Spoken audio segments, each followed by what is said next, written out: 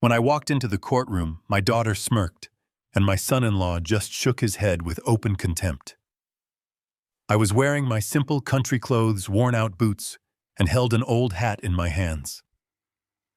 I looked like a lost farmer, a confused old man who did not understand where he was.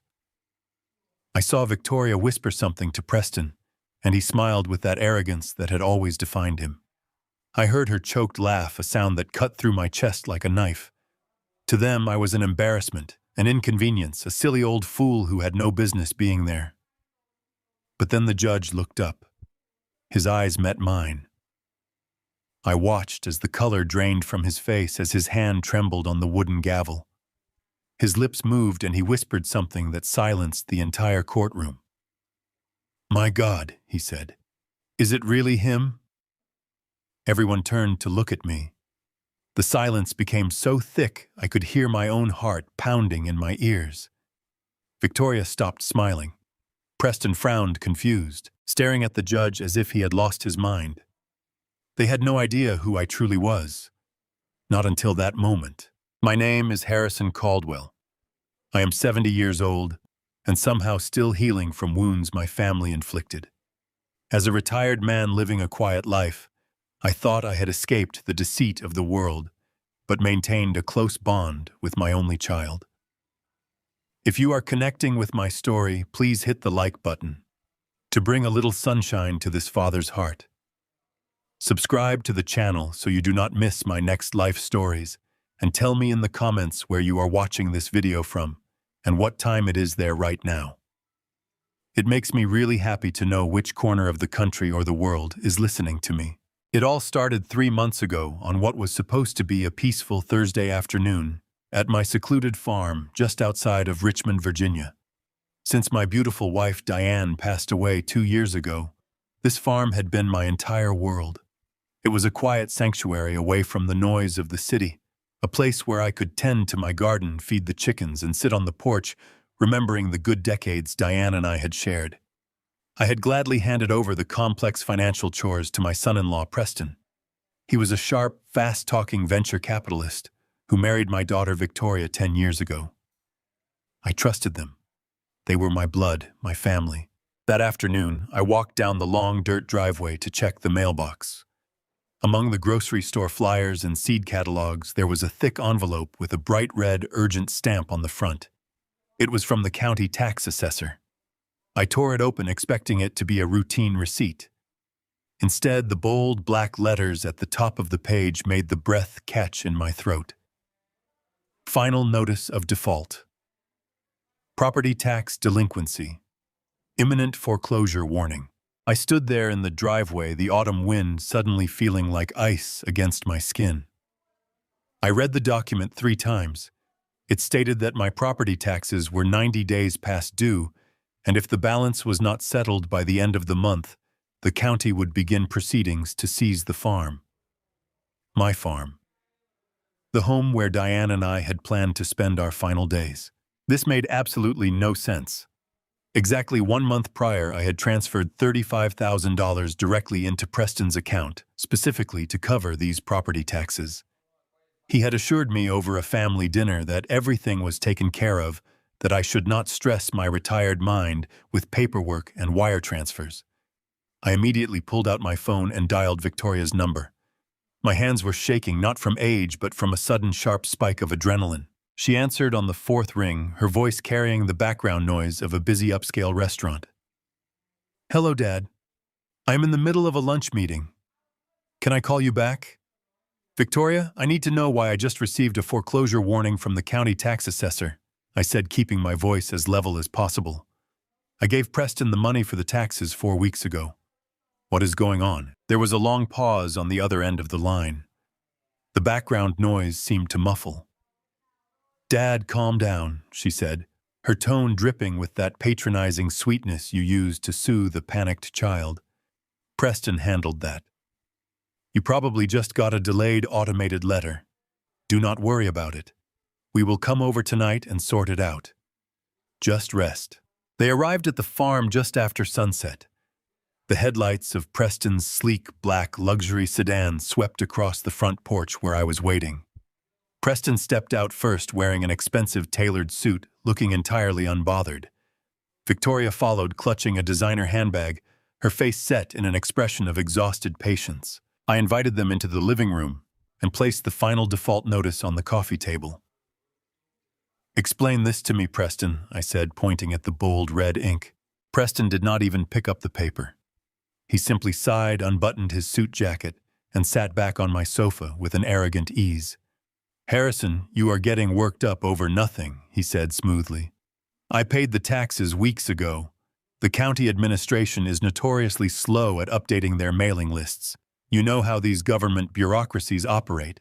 But this letter was printed 3 days ago," I countered, tapping the date at the top of the page. "It explicitly says no payment has been received. If you paid it, show me the bank confirmation receipt right now." Preston exchanged a quick, exasperated look with Victoria. It was a look that screamed, "Here we go again with the crazy old man." "Dad, stop interrogating him," Victoria snapped, stepping forward and placing a perfectly manicured hand on Preston's shoulder. "He is doing you a favor by managing your accounts. You have been forgetting everything lately. You are confused." "I am not confused, Victoria. I am reading a legal document." "You are confused, Dad," she insisted, raising her voice just enough to dominate the room. Her eyes locked onto mine, unyielding and cold. "Do you not realize how bad your memory has gotten? Last week you forgot the name of my new dog. 2 days ago you called me asking what day it was. And yesterday—" She paused, letting out a dramatic, trembling breath. "Yesterday we stopped by while you were napping, and the gas stove was left on. The whole kitchen smelled like a leak. You could have blown up the entire house and died, Dad. We had to turn it off and open all the windows." The room went dead silent. The only sound was the ticking of the old grandfather clock in the hallway. I stared at my daughter, feeling the ground beneath my boots turn to ash. The gas stove. For a fraction of a second, my mind played tricks on me. I imagined the smell of gas. I remembered the warmth of that kitchen. Diane used to stand at that exact stove humming to old jazz records while she simmered her famous Sunday pot roasts. The aroma of garlic and rosemary used to fill these walls, making this empty house feel like a home. But when Diane lost her battle with sickness 2 years ago, the music stopped. The cooking stopped. I looked toward the kitchen archway. I had not turned on that gas stove in exactly 2 years. I lived exclusively on cold sandwiches, microwave meals, and coffee from an electric maker. I had even shut off the main gas valve behind the appliance months ago because I had no use for it. It was physically impossible for me to have left the stove on yesterday. A terrifying, icy realization washed over me. I was not losing my mind. My daughter was deliberately lying to my face. Why? Why would she make up a story about me almost blowing up the house? Why would Preston look so completely calm about a missing $35,000? I looked at their faces again. Victoria was performing the role of a highly concerned, stressed-out daughter flawlessly. Preston was playing the patient, misunderstood son-in-law. If I were just a regular grieving old farmer, I would have broken down right then and there. I would have apologized for my declining memory. I would have surrendered my independence to them. But they had forgotten one crucial detail about my past. Before I moved to this farm, before I became the quiet old man who tended to chickens, I spent 30 years as a federal prosecutor. I had stared into the eyes of the most ruthless, manipulative white-collar criminals in the country. I knew exactly what a lie looked like. I knew the subtle micro-expressions of a sociopath cornered in a lie. I was seeing those exact same expressions right now on the faces of my own family. My gut screamed at me to throw them out, to demand my money back, to rip the truth out of them. But my old prosecutor instincts kicked in cold and calculating. If I confronted them now without solid proof, they would escalate their narrative. They would use my anger as further proof of my supposed mental instability. To win this war, I had to play their game. I had to let them believe they had won the battle. I let my shoulders slump. I forced my hands to shake a little more visibly. I looked down at the floor, imitating the posture of a defeated, confused senior citizen.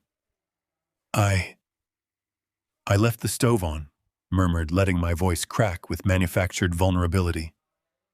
Yes, Dad, Victoria said, her voice instantly softening into that fake sugary tone. It terrified us. You are getting older. The grief is catching up to you. You cannot handle all this stress anymore. I slowly nodded, keeping my eyes averted so she could not see the absolute rage burning behind them. You might be right, I whispered. I am just so tired. Preston stood up, buttoning his jacket with a satisfied smirk. Do not worry about the tax notice, Harrison. I will call the county assessor on Monday and clear up their clerical error. You just focus on resting. We will take care of everything. As they walked out the front door, leaving me alone in the quiet farmhouse, I stood by the window and watched their luxury car disappear down the dark road. My sadness evaporated, replaced by a cold, hardened resolve. They thought I was a clueless old man waiting to die. They thought they could steal my money and gaslight me into an asylum. But they had just woken up a sleeping lion. The hunt had officially begun. The morning after their visit, Victoria showed up at the farm before the sun had crested the horizon. She walked into my kitchen holding a small, unmarked amber prescription bottle. She set it on the granite counter next to my coffee maker, with a soft, patronizing smile. Dad, I spoke with Dr. Aris this morning, she said, pouring me a cup of coffee. He agrees with Preston and me. The grief, the isolation is taking a toll on your cognitive functions. He prescribed these vitamins to help support your memory and keep you sharp. I stared at the little amber bottle. It looked innocent enough. Just a plastic cylinder filled with small white capsules. But a voice in the back of my head, a very old, very cynical voice that had interrogated mob bosses and embezzlers, whispered to me, do not take them. I knew I should listen to that sharp instinct. It had kept me alive in courtrooms for decades without fail. But she was my daughter. She was the little girl I had taught to ride a bicycle, the teenager I had proudly sent off to college, the woman I had walked to marry Preston. How could I let my paranoid prosecutor brain accuse my own flesh and blood of foul play over a forgotten gas stove? I convinced myself that the stress of the foreclosure notice was making me jumpy. I needed to trust my family. So I unscrewed the cap, took out a pill, and swallowed it with my coffee. Victoria beamed, kissing me on the cheek before grabbing her coat and leaving for the city. She told me she would text me every morning to make sure I took my medicine. And for the sake of family peace, I did exactly what I was told. Within exactly 2 long weeks, my entire physical reality began to warp into a nightmare. It started as a subtle heaviness behind my eyes, a dark, persistent, muddy fog that seemed to settle heavily over my brain by mid-morning. I used to wake up easily at 5 daily to tend to the vegetable garden and read the financial papers. By the end of the first week on the pills, I was struggling to drag myself out of bed before 10. My legs felt like they were filled with wet sand. Every step took an effort. I would sit on the edge of the mattress, gasping for air like a drowning man. Then came the tremors. I noticed it first while trying to sign a delivery receipt for some chicken feed. My hand shook so violently that the pen slipped from my fingers, clattering onto the porch. The delivery driver looked at me with a sense of deep, uncomfortable pity. It was the kind of look you give a dying animal. It made my stomach turn. By the second week, the mental fog had thickened into a solid wall. Thoughts would form in my head, sharp and clear, only to dissolve into white noise before I could articulate them. I found myself staring at the living room wall for hours, unable to remember what I was supposed to be doing. The brilliant legal mind that had spent decades outsmarting the most devious criminals in the country was being reduced to mush. I felt like a prisoner trapped inside a failing body. Every memory of Diane, every detail of our life together felt painfully distant and utterly unreachable. But despite the lethargy dragging me down, a singular thought kept piercing through the fog. The tax default notice. Preston had promised he would call the county and fix the error. He had sworn my $35,000 was exactly where it needed to be. But the paranoia had taken root. I needed to know for certain. I needed to look at my bank statements and trace the wire transfer myself. One afternoon, while the farmhouse was quiet, I sat down at the kitchen table and pulled my laptop toward me. My fingers hovered over the keyboard, shaking uncontrollably. I tried to type in the web address for my bank, but my blurry vision made the letters swim on the screen. It took me 3 attempts just to get to the login portal. The bright screen glared back at me, mocking my sudden incompetence. I wiped the sweat from my brow. I clicked on the username field. I typed it in. Then I moved to the password box. I stared at the blinking cursor. My mind went blank. I closed my eyes, rubbing my temples, trying to force my brain to work. I had used the same password for this account for 5 years. It was a combination of Diane's maiden name and our anniversary year, a simple sequence that was burned into my memory. But when I reached into the filing cabinet of my mind to retrieve it, the drawer was empty. There was nothing there. Just a cloud of white noise. Panic began to bubble in my chest. My breathing turned shallow and rapid. I typed in what I thought was the password. Incorrect. I tried a variation. Perhaps I had capitalized the wrong letter. Incorrect. My hands were trembling so badly that I was hitting the wrong keys. I hit the enter button a 3rd time. A red warning box flashed on the screen. Your account has been temporarily locked due to multiple failed login attempts. Please contact customer service. I shoved the laptop away, my heart hammering against my ribs. I grabbed my cell phone from the table, my trembling thumbs fumbling over the screen to dial the bank's customer service line. The voice prompted me to enter my account number. I pulled my debit card from my wallet and typed the 16 digits. Then came the prompt. Please enter your 4-digit telephone security PIN to speak with a representative. I froze. The phone pressed against my ear felt like a block of ice. 4 digits. Just 4 numbers. I knew this PIN. I knew it like I knew my own name. But as I stood there in my kitchen staring at the wall, the numbers refused to materialize. The drugs coursing through my bloodstream had built a dam between me and my own memories. Please enter your 4-digit telephone security PIN, the voice repeated. Come on, Harrison, I muttered, my voice hoarse. Think. Just think. I punched in a sequence. The year I became a federal prosecutor. I waited, holding my breath. I am sorry. That PIN is incorrect. You have 2 attempts remaining. A cold sweat broke out across my forehead. The room started to spin slightly. The lethargy from the morning pill was pulling me down, begging me to go back to bed and forget about it. But the terror of losing control kept me anchored to the floor. I typed in another set of numbers. Diane's birth month and day. I am sorry, that PIN is incorrect. You have 1 attempt remaining before your account is frozen for your protection. I lowered the phone from my ear. My chest heaved as I struggled to draw in air. I looked down at my shaking hands. They belonged to an old man. They did not look like the hands that had once slammed legal briefs onto mahogany tables demanding justice. They looked weak. I felt weak. I hit the end call button and let the phone drop onto the table. The silence of the farmhouse crashed down on me, heavy and suffocating. I sank into a chair, burying my face in my trembling hands. For the first time since Diane died, I felt completely terrified. I was locked out of my own finances. I had no way to verify if Preston had stolen my $35,000. I had no way to prove that the foreclosure notice was real. And worst of all, I was losing the only weapon I had left to fight back. My own mind. Victoria and Preston had insisted these pills would clear my head. They had looked me in the eye and promised they were helping me.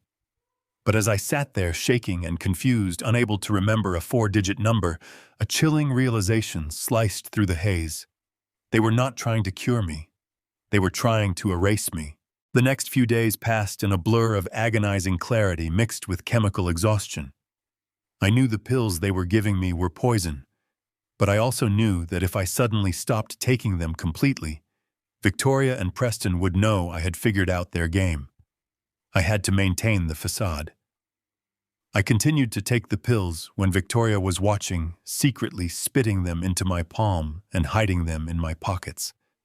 But enough of the drug was already in my system to keep my hands trembling and my mind wading through thick mud. They visited again on a Sunday morning, bringing an expensive box of pastries from downtown Richmond.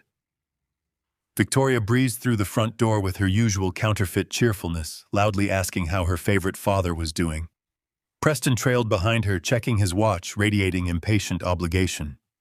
I was standing by the kitchen counter trying to pour a cup of black coffee. The heavy ceramic mug felt like it weighed 50 pounds. "Here, let me help you with that, Dad," Victoria said, stepping forward with a completely fake look of deep concern plastered across her face. "I can do it," I muttered, trying to sound frail. I grasped the mug and lifted it. My hand began to shake violently. The dark liquid sloshed over the rim, burning my knuckles. I tried to steady my grip, but the tremors were too severe. The mug slipped and crashed onto the hardwood floor, sending a spray of hot coffee and jagged ceramic shards across the room. "Oh, for heaven's sake," Preston sighed heavily. "I am sorry," I whispered, immediately dropping to my knees. I blindly gathered the broken pieces, letting my hands tremble even more than they naturally were.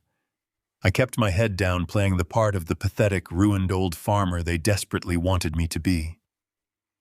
"Do not cut yourself, Dad," Victoria said, her voice laced with fake sympathy. "Just leave it. I will get the mop." She walked toward the utility closet down the hall. I remained on the floor, carefully picking up a sharp piece of ceramic.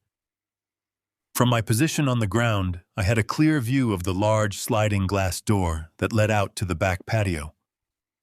The morning sun was hitting the glass at just the right angle, turning it into a perfect dark mirror.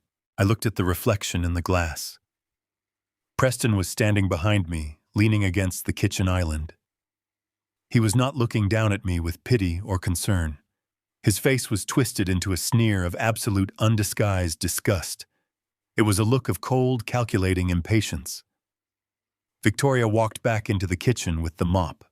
She paused next to her husband, looking down at me as I continued to fumble with the broken pieces on the floor. Preston leaned in close to her ear. His voice was nothing more than a faint hiss, but the kitchen was quiet enough for the sound to carry directly to me.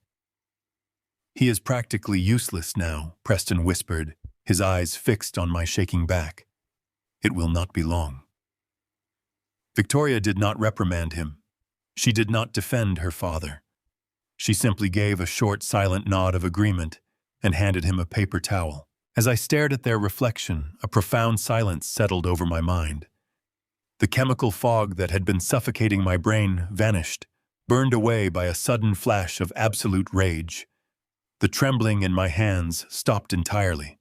I knelt there on the floor, clutching the broken ceramic, and let the sheer audacity of his words sink into my bones. He is practically useless now. In that fraction of a second, the image of the weak widower shattered completely. That specific look of arrogant contempt on Preston's face flipped a deeply buried switch in my brain. It was the exact same expression I used to see on arrogant Wall Street fraudsters right before I destroyed their lives 30 years ago. I remembered sitting across polished tables from men just like Preston. Men who believed their slick words made them untouchable. They thought they could manipulate the system, steal from the innocent, and walk away clean. They always smiled until the moment I dropped irrefutable evidence of their crimes in front of a judge and watched the color drain from their faces. For 30 years, I was the apex predator in those courtrooms. I built cases so airtight that defense attorneys advised clients to plead guilty rather than face me. When Diane died, I packed away that part of myself. I traded tailored suits for flannel shirts and legal briefs for garden tools. I wanted peace. I wanted to rest. But seeing Preston standing in my kitchen plotting my demise with my daughter, I realized my retirement had been a mistake. I was not a sick old man. I was a target hunted by amateurs. They thought they had found a vulnerable victim with a thick bank account and a fading memory.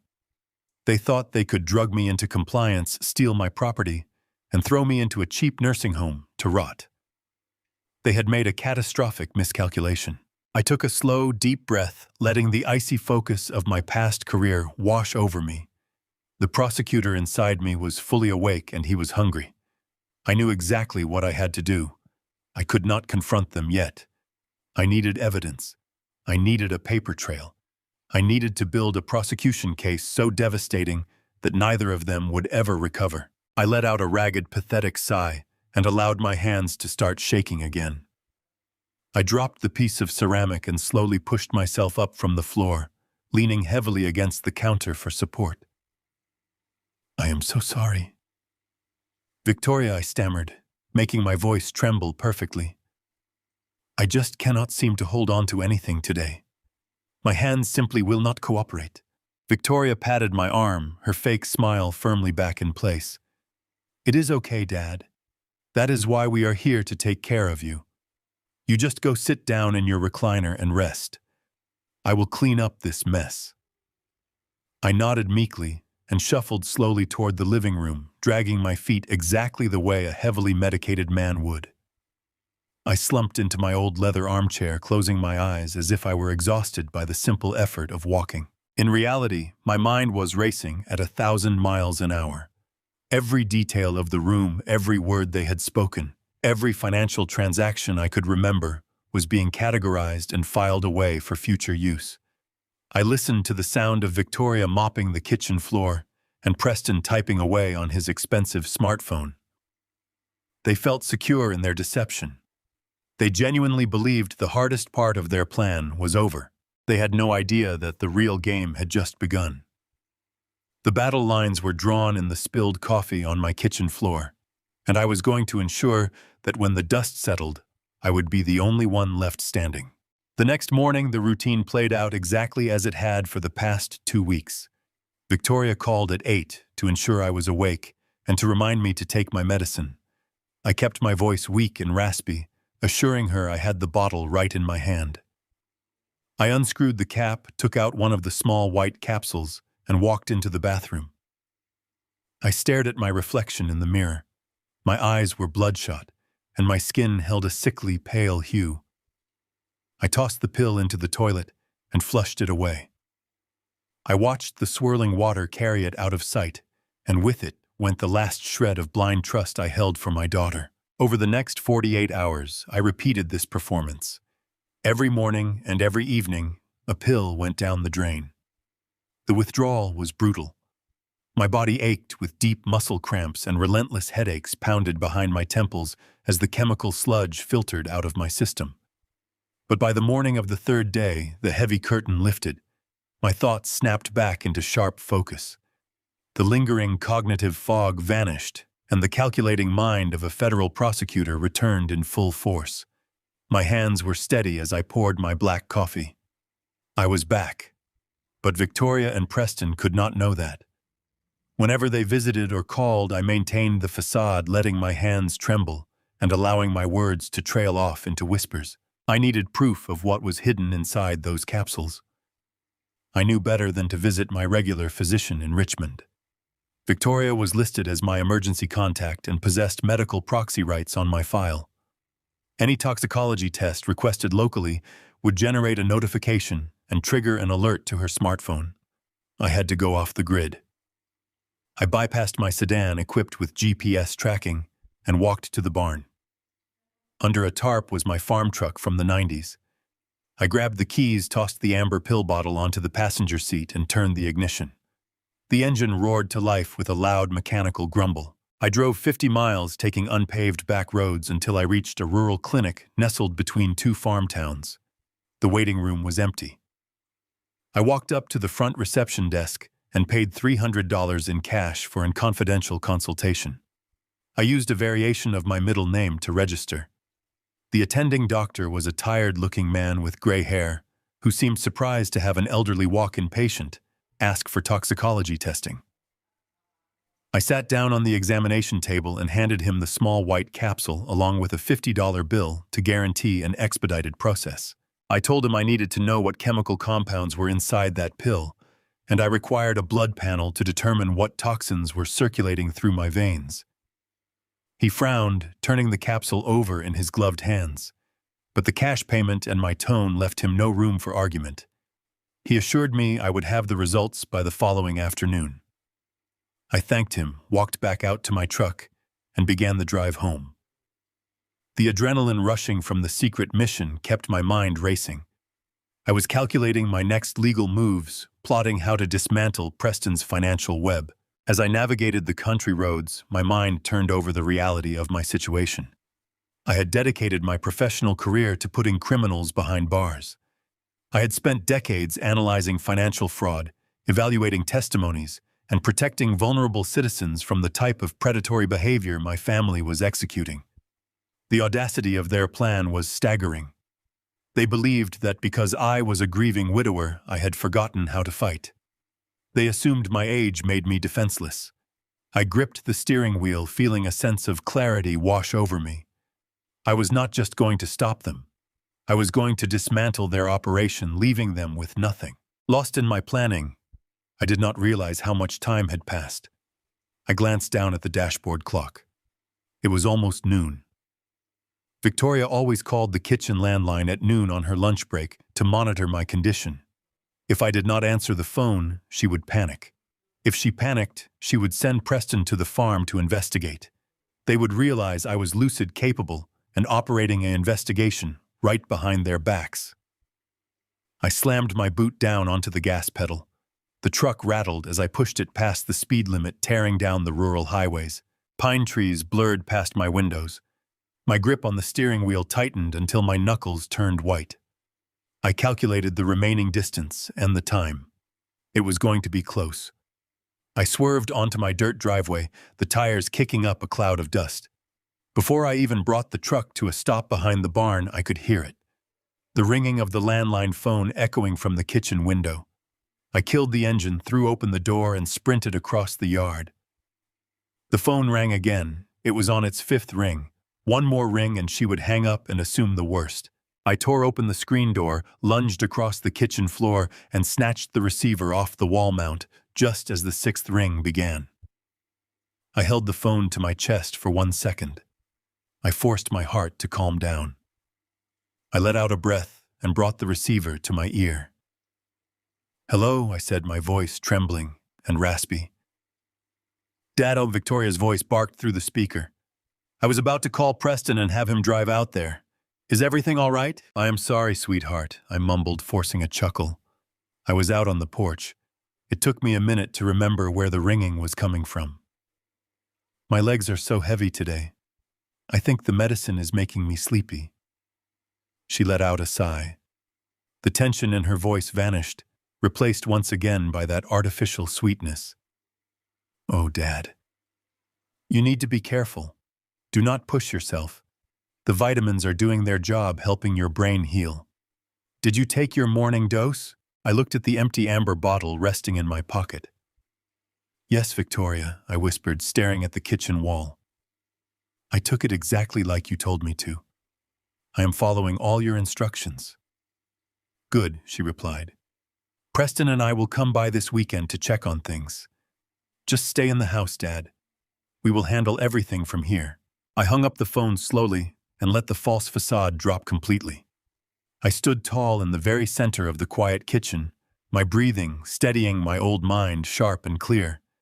The trap was set, and the greedy hunters had no idea they were walking into a cage. The telephone rang just past 2 in the afternoon the next day. I let it chime 3 times before picking up the receiver, ensuring my breathing was calm and measured.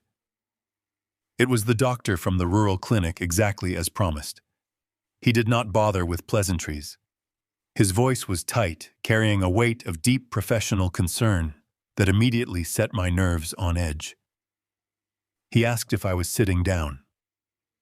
I told him I was standing, but that my mind was perfectly clear and ready for whatever he had to say. He explained that this blood panel and the chemical breakdown of the capsule had yielded highly disturbing results. The pills my daughter had given me were not vitamins. They did not contain a single trace of any dietary supplement. They were a concentrated generic formulation of a potent antipsychotic medication, a drug specifically designed to treat extreme cases of acute schizophrenia and violent psychotic episodes. The dosage in those capsules was dangerously high, especially for a man of my age. The doctor explained that introducing such heavy neuroleptics into a healthy brain would rapidly mimic the late stages of severe dementia. It forces the nervous system to shut down. It creates artificial tremors, profound confusion, memory blockages, and an overwhelming lethargy that essentially traps the patient inside their own failing body. He warned me that prolonged exposure could cause irreversible neurological damage or induce a fatal cardiac event. He urged me to contact the authorities immediately, offering to forward his lab results to the local police precinct. I thanked him for his diligence, politely declined his offer to involve the police just yet, and asked him to mail a physical copy of the certified lab report to a private post office box I maintained under a different name. I hung up the phone. The silence in the kitchen was deafening. My own daughter, my own flesh and blood, had systematically poisoned me. She had smiled in my face, kissed my cheek, and handed me the very chemical chains meant to drag me into a padded cell. The betrayal was so absolute, so profoundly evil, that it transcended anger. It solidified into a cold, unbreakable sheet of pure tactical resolve. I knew Victoria was busy with a corporate media launch that afternoon, which meant Preston would be the one assigned to execute the daily welfare check. He arrived at the farm just before 5 o'clock. The gravel crunched under the heavy tires of his luxury sedan. I watched him from the kitchen window. He stepped out of the car, adjusting his expensive Italian wool coat, looking around my property with the calculating eyes of a real estate developer surveying a vacant lot. He walked up the porch steps, not bothering to knock, and let himself in using the spare key I had foolishly given them years ago. I quickly shuffled into the living room, slumping my shoulders and allowing a pronounced tremor to take over my hands. I stared blankly at the unlit fireplace, mouth slightly open, performing the role of the heavily sedated father to perfection. Preston walked into the room, stopping a few feet away from my chair. He did not ask how I was feeling. He did not offer a warm greeting. He simply stood there, pulling a sleek leather notebook from his breast pocket and jotting something down. "Harrison," he said, his voice loud and condescending. "Did you take your afternoon dose?" Victoria said. "You sounded a bit out of sorts on the phone yesterday. We need to make sure you are staying on top of your regimen." I slowly turned my head toward him, blinking several times as if trying to focus my vision. "Yes," I murmured, letting my voice crack. "I took them. But my head feels so heavy today, Preston. Everything is spinning." He let out a short, dismissive sigh, clearly annoyed by my existence. "Well, the doctor said it takes time for your brain chemistry to balance out. You just need to sit quietly and let the medication do its work." As he spoke, he reached into the right pocket of his wool coat to retrieve his ringing cell phone. When he pulled the phone out, the fabric of the pocket pulled back just enough for me to catch a glimpse of something metallic reflecting the afternoon light. It was a small, uniquely shaped brass key attached to a heavy silver ring. I recognized it instantly. It was the master key to the heavy floor safe hidden behind the false paneling in my study. A month ago, when I first noticed the key missing from my nightstand, Victoria had spent an hour helping me search the house. She had held my hands, looked me in the eye, and gently told me that my memory was failing, that I must have misplaced it during one of my confused episodes. She had used my own missing property as the first brick in her foundation of gaslighting. And all along, that key had been resting comfortably in her husband's pocket. I needed that key. If they were accessing my safe, they were accessing the original deeds, the bearer bonds, and the legal structures of my entire estate. I knew I had to get it back right then and there, but I could not simply demand it. If I confronted him, he would know the dementia was a ruse. I had to steal it. During the late 80s, I spearheaded a massive federal takedown of a vast organized crime syndicate operating out of the eastern seaboard. To build my case, I had relied heavily on a street-level informant named Jimmy, a master pickpocket, who had turned state evidence. During our many long hours in the safe house, Jimmy had taught me the mechanics of the dip. He explained that successful theft was not about speed, but about misdirection. You had to create a physical shock, a sudden overwhelming point of contact that overloaded the target's sensory perception, making them completely blind to the subtle movement of your hands. I never in my wildest dreams imagined I would employ a mobster's street trick against my own son-in-law in my own living room. I gripped the armrests of my chair and began to push myself up. I made my legs shake violently. Preston. I need water, I gasped. He rolled his eyes and took a step toward me. Just sit down, Harrison. I will get it from the kitchen. As he reached out to push me back into the chair, I executed the maneuver.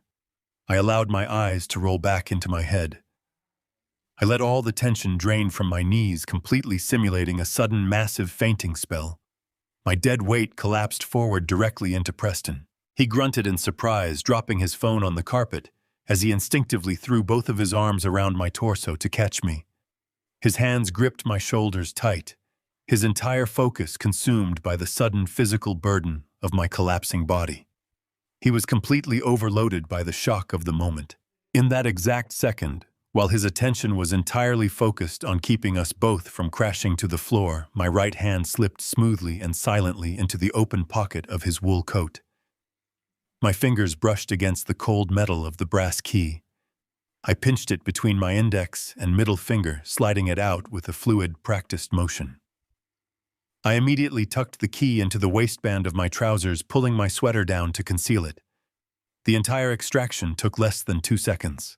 "What is wrong with you?" he snapped, struggling to push my heavy frame back into the leather armchair. "Stand up, Harrison. Come on, sit back down." I let him maneuver me back into the seat. I slumped against the cushions, letting out a long, ragged breath, blinking wildly, as if I had just regained consciousness. "I am sorry," I whispered weakly. The room just went completely black. I felt so dizzy. Preston dusted off his expensive coat with a look of utter revulsion. He bent down to retrieve his fallen phone, completely unaware that his pocket was now lighter. "This is exactly why you cannot be left alone anymore," he muttered, typing a rapid message on his screen. "You are becoming a massive liability. I will get you a glass of tap water, and then I have to leave. I have a business meeting." He turned his back on me and marched toward the kitchen. The moment he was out of sight, I reached into my waistband and pulled out the brass key. The metal felt heavy and cold against my palm. I gripped it tightly, feeling the sharp edges press into my skin. It was not just a piece of metal. It was the key to my survival. It was the proof that they were already inside my vault, dismantling my life from the inside out. Preston returned, shoving a glass of water onto the side table. "Drink that and stay in this chair," he ordered. "Victoria will call you tonight." I nodded slowly, keeping my hands folded in my lap, hiding the stolen key. "Thank you, Preston," I murmured. "You are a good son." He sneered, turned on his heel, and walked out the front door. I listened to his luxury car start up and crunch its way down the driveway. I did not move until the sound of the engine completely faded into the distance. Then I sat up straight. The tremors vanished. The weakness evaporated. I looked down at the brass key resting in my palm. The rage that had been simmering in my chest crystallized into pure, unadulterated purpose. They had poisoned my body. They had insulted my intelligence. Now they were robbing my vault. The time for hiding was over. It was time to strike back. Every piece of evidence I gathered from now on would be a nail in their proverbial coffins. I was not going to simply survive this attack against my life. I was going to utterly dismantle their fraudulent reality just as cruelly as they had tried to erase mine. I waited until the sun dipped below the tree line and the farm was wrapped in total darkness. I knew better than to use the landline or my cell phone. If Preston and Victoria were bold enough to drug me and steal the key to my safe, they were certainly capable of monitoring my call logs. During my afternoon trip to the rural clinic, I had purchased a cheap, prepaid cellular phone with a handful of cash. I pulled the small plastic device from my boot, powered it on, and dialed a number I had memorized over 20 years ago. The line rang twice before a deep, gravelly voice answered. It was Jonathan Pierce.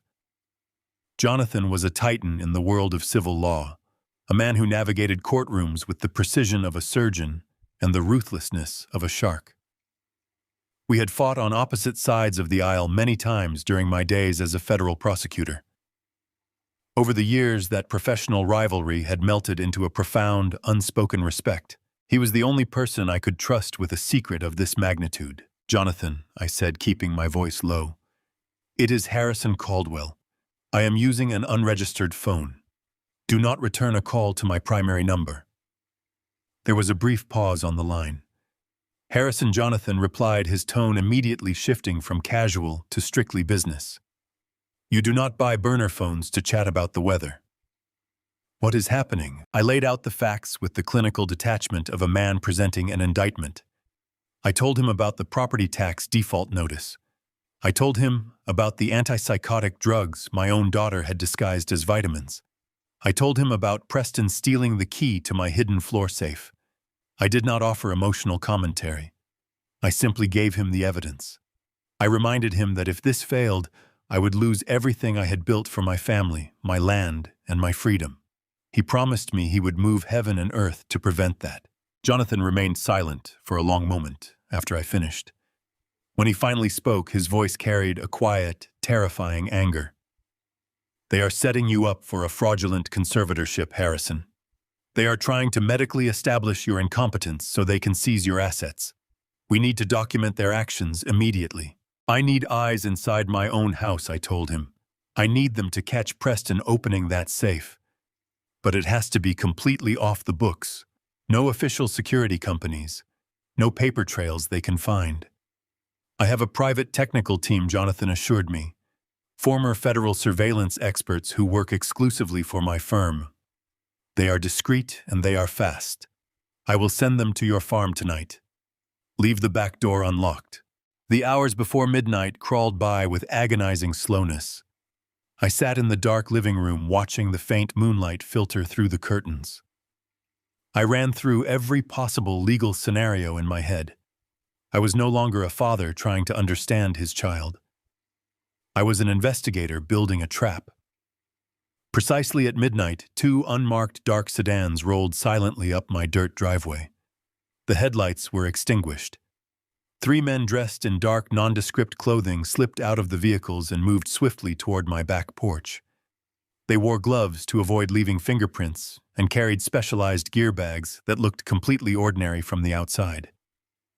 I unlocked the heavy wooden door and let them inside. They did not ask questions. They offered no pleasantries. They simply went to work with a level of quiet professionalism that instantly put me at ease. The lead technician, a tall man with sharp eyes, handed me a secure tablet. He explained that they would be installing military-grade micro-cameras directly into the architectural molding of the living room and the study. The lenses were no larger than the head of a pin, completely invisible to the naked eye. The video feeds would be encrypted and uploaded directly to a secure server at Jonathan's law firm. If Preston or Victoria stepped foot in this house, every movement, every whisper would be captured and preserved as irrefutable legal evidence. I directed them to the study first. I pointed to the heavy oak bookshelves lining the far wall. The floor safe was hidden beneath a false section of hardwood, directly below the bottom shelf. The technicians nodded and began drilling microscopic holes into the crown molding near the ceiling. They worked with surgical precision, routing tiny wires behind the drywall. I watched them in the dim light of a desk lamp, feeling a strange mix of relief and profound sorrow. I was turning my own sanctuary into an active surveillance zone to catch my daughter committing a felony.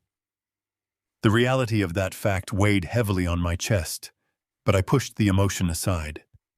This was a war of survival.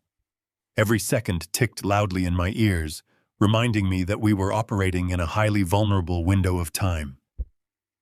If Preston had decided to return for another surprise check, the entire operation would be exposed instantly.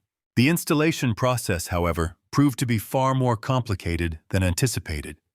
The thick, century-old plaster and dense oak beams of my farmhouse resisted their modern tools. What was supposed to be a rapid 45-minute operation stretched into 90 minutes.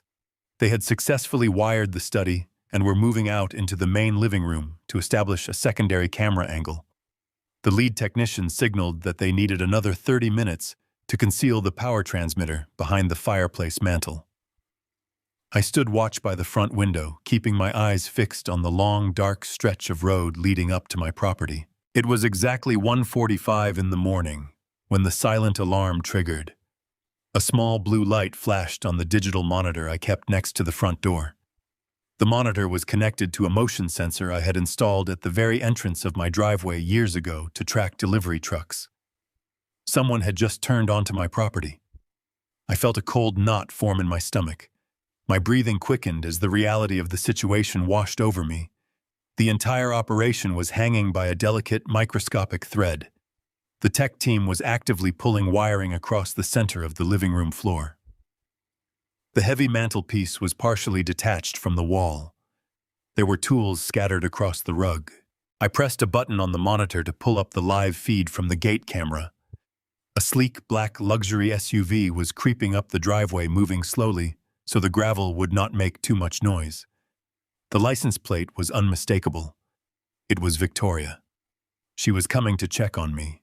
My mind raced to analyze her motivation. Why would she drive all the way out here at nearly 2 in the morning? The answer hit me like a physical blow. The evening dose. I had flushed my nighttime pill down the toilet hours ago, but I had not texted her to confirm I had taken it. I had been so focused on coordinating with Jonathan and the surveillance team that I had neglected to maintain the illusion of compliance. Victoria, obsessed with keeping my system flooded with those antipsychotic drugs, had driven out here in the dead of night to force the pill down my throat herself. I knew she was ruthless, but driving out to the farm at 2 in the morning proved how deeply she was committed to this dark scheme. The stakes were absolute life and death now. I spun around to face the technicians. "We have a vehicle approaching," I whispered sharply, my voice carrying across the silent room. "You have exactly 2 minutes before she is at the front door." The 3 men moved instantly. They began rolling up the exposed wires and shoving their equipment into their black duffel bags. But the living room was a mess. The thick white plaster dust from the heavy drilling was glaringly visible on the dark polished hardwood floor. The mantelpiece was still slightly misaligned. There was absolutely no way they could pack their gear, clean the evidence, and exit the house without Victoria noticing the disruption. The bright headlights of her SUV swept across the front windows, casting long, terrifying shadows across the living room walls. I could hear the crunch of the tires as she pulled the vehicle to a stop right behind the unmarked sedans belonging to the tech team.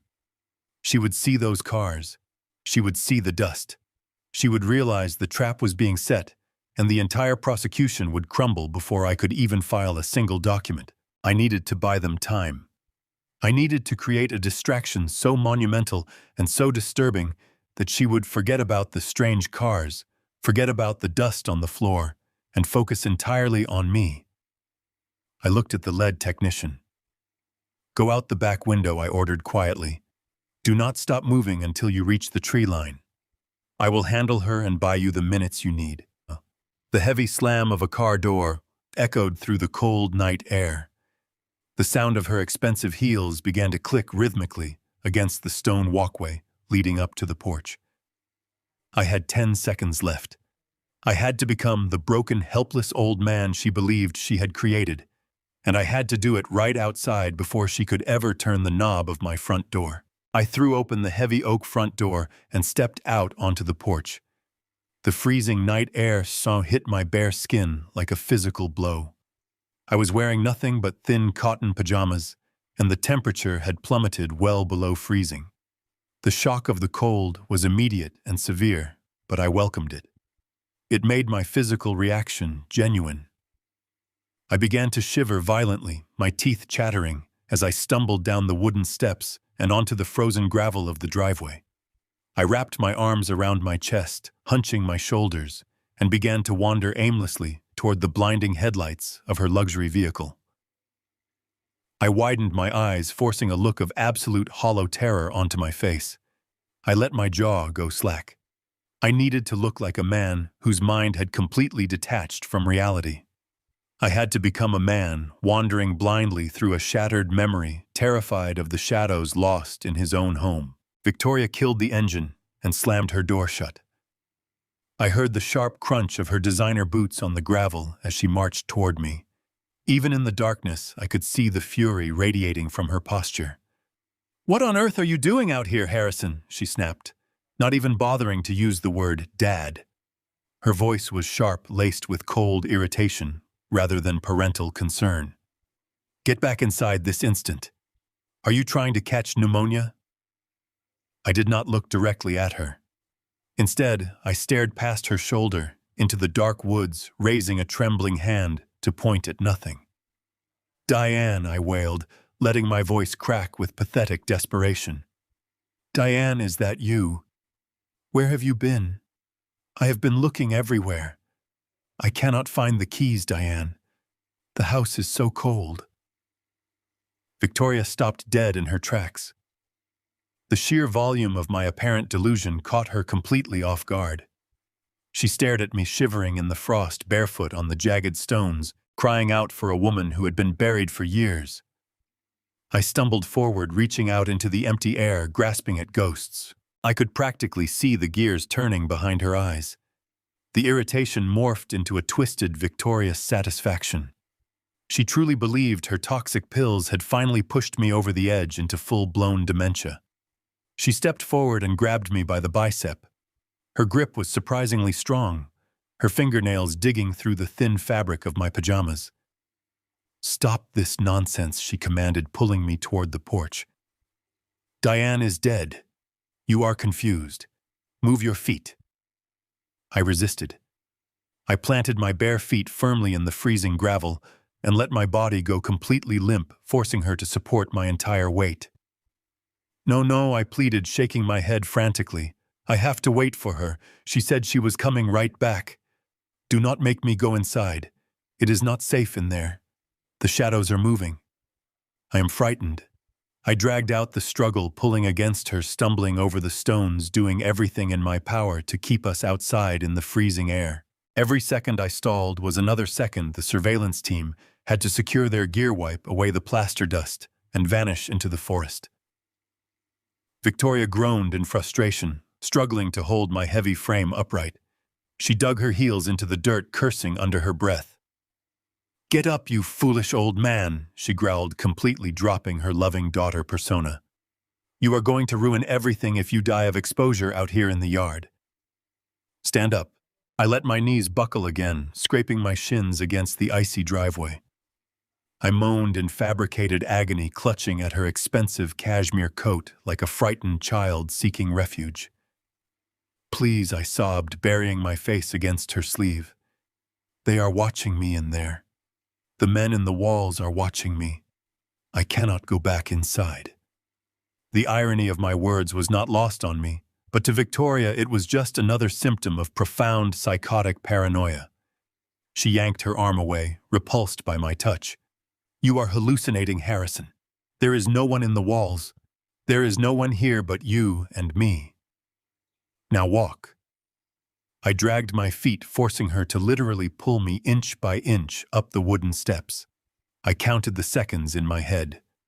10, 20, 30. I needed to give Jonathan's team absolute certainty. I intentionally tripped over the top step, sprawling hard onto the wooden deck of the porch. I lay there on my stomach, gasping for air, letting the bitter cold seep deep into my bones. Victoria brutally kicked my left leg, a sharp, incredibly cruel motion that spoke undeniable volumes about the true blackness of her heart. I said, "Get up," she hissed, leaning down so her face was inches from mine. "You are not going to ruin my plans tonight. You are going to go inside, you are going to take your medication, and you are going to sleep." I pushed myself up onto my hands and knees, whimpering softly. I allowed her to grab the collar of my pajama shirt and hoist me to my feet. We stumbled through the front door and collapsed into the main hallway. The sudden warmth of the house washed over me, but I did not stop shivering. I sank against the wall, pulling my knees to my chest and rocking back and forth. Victoria stood over me, panting heavily from the physical exertion. She smoothed down her expensive coat and glared at me with absolute contempt. She did not immediately look toward the living room. Her attention was entirely focused on managing the pathetic creature cowering at her feet. I risked a quick, subtle glance down the hall. The living room was perfectly dark. The heavy power tools were gone. The backsliding door was shut tight. The thick layer of white plaster dust had been hastily swept away. The tech team had vanished like phantoms in the night. "Stay right there," she ordered, turning on her heel and marching toward the kitchen. "Do not move a single muscle." I listened to her open the glass cabinets, running the cold tap water into a small plastic cup. She returned holding water and a white capsule. "You missed your nighttime dose," she said coldly, crouching down to my level. She shoved the pill against my lips. "Open your mouth and swallow this right now." I whimpered, but obediently opened my mouth. I placed the pill on my tongue, took a large gulp of water, and swallowed hard, making sure she saw my throat move. She watched me closely, waiting a full minute to ensure I had not hidden it. What she did not know was that I had already trapped the capsule inside my cheek. Satisfied, Victoria stood up, gave me a look of disgust, and left. As her car drove away, I spat the pill out. I looked up at the crown molding. A tiny red light blinked once. The cameras were live. The silent hunt for their ultimate destruction had officially begun. The silent hunt for their ultimate destruction had officially begun. The following morning broke with a heavy gray overcast that mirrored the cold determination settling deep into my bones. I sat alone at the kitchen island, a steaming mug of black coffee resting untouched beside the encrypted tablet Jonathan had provided. My hands were perfectly steady. The house was quiet save for the rhythmic ticking of the grandfather clock in the hallway. I powered on the tablet, entering the complex sequence of passcodes Jonathan had instructed me to use. The screen flickered to life, dividing into multiple high-definition grids. The visual clarity was astonishing. I could see every corner of my living room and every shadow in my study, all captured through microscopic lenses, completely invisible to the naked eye. I pulled the cheap burner phone from my pocket and dialed Jonathan. He answered on the first ring, his voice crisp and strictly professional. "We have secure feeds," Jonathan said. "No trace of interference. I have my forensic accounting team monitoring the stream from our dedicated server. We are waiting for your son-in-law to make his move." I did not have to wait long. At exactly 2 o'clock in the afternoon, the crunch of gravel signaled the arrival of a vehicle. I was sitting in my bedroom, intentionally leaving the main areas of the house empty. I had sent a text message to Victoria an hour earlier claiming I was feeling incredibly weak and was going to take a long medicated sleep. She had undoubtedly relayed that information to Preston, giving him the perfect window of opportunity. I stared at the tablet screen. The front door opened with a quiet click. Preston stepped into the hallway. He moved with a practiced predatory caution, stepping lightly on the hardwood floors to avoid making the old boards creak.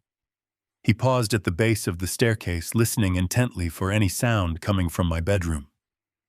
Satisfied that the heavy dose of antipsychotics was keeping me unconscious, he turned and walked directly into the study. The camera, positioned perfectly in the crown molding, captured his face in pristine detail. There was no hesitation in his movements. He knew exactly where he was going and what he was looking for. I watched, my jaw clenched, as the man who had married my daughter walked around my heavy mahogany desk. He knelt on the antique Persian rug, rolling the heavy woven fabric back to expose the bare floorboards beneath. He ran his fingers along the edge of the wood, finding the hidden latch, and lifted the false panel. The heavy steel door of my floor safe was exposed. He reached into his pocket and pulled out the brass key. The very same key I had pickpocketed from him, perfectly replicated at a local hardware store, before I discreetly dropped the copy back into his coat pocket during a feigned stumble the previous evening. He inserted the copied key into the lock, turned it sharply, and pulled the heavy door open. A sickening wave of violation washed over me, as I watched him reach his hands into my private vault. He pulled out thick manila folders containing the original deeds to the farm, the property lines, the bearer bonds, and the comprehensive outlines of my financial portfolios. He spread the documents across my desk like a feast. He pulled a sleek smartphone from his jacket pocket and activated the camera. For the next 20 minutes, the high-definition feed recorded Preston meticulously photographing every single page. He captured account numbers, routing codes, signature baselines, and legal descriptions of my assets. He was building a complete digital replica of my entire estate. I watched him carefully place the folders back into the safe lock, the steel door replace the floorboard, and roll the rug back into its exact original position. He left the house as silently as he had arrived. When the screen finally showed an empty room, Jonathan spoke through the burner phone. His voice was heavy with dark realization. "Harrison." "We have a massive problem," Jonathan said, his tone stripped of any professional detachment. "I put my best forensic accountants on Preston yesterday morning. I told them to dig into his venture capital firm to tear apart his public filings and find out exactly what his financial situation looks like." "What did they find?" I asked, my voice dangerously calm. "It is a sham, Harrison. The entire firm is a hollow shell company. He has not made a profitable investment in over 4 years.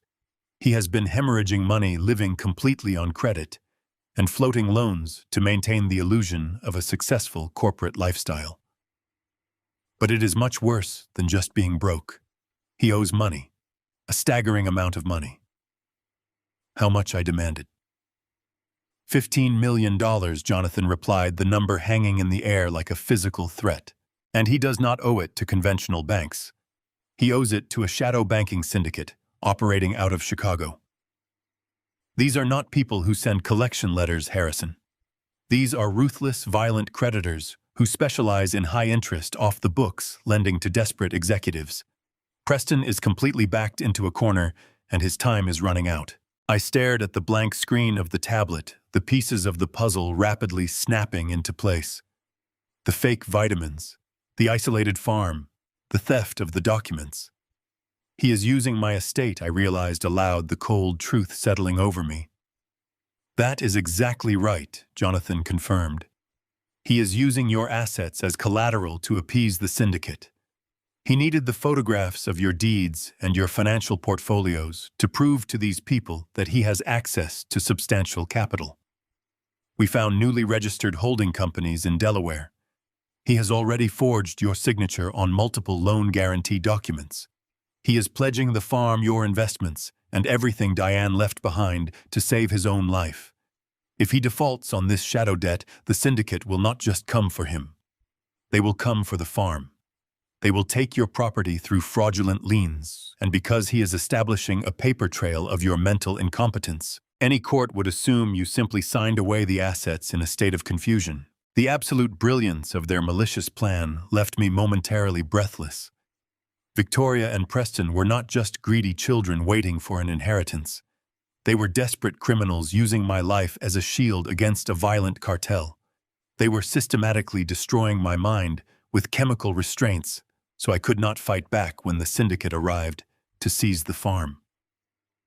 Every sweet smile Victoria had given me, every cup of coffee she had poured, was a calculated step toward handing my legacy over to violent criminals. I looked around my kitchen thinking of Diane. We had built this life with our own hands. We had poured our blood and sweat into this land. The thought of losing it to a Chicago crime syndicate because of my son-in-law's reckless arrogance ignited a fire within me that burned hotter than any case I had ever prosecuted. The fire in my chest was unlike anything I had experienced in my 30 years as a federal prosecutor. I sat at my kitchen island staring at the encrypted tablet while the reality of Jonathan's words echoed in the quiet room.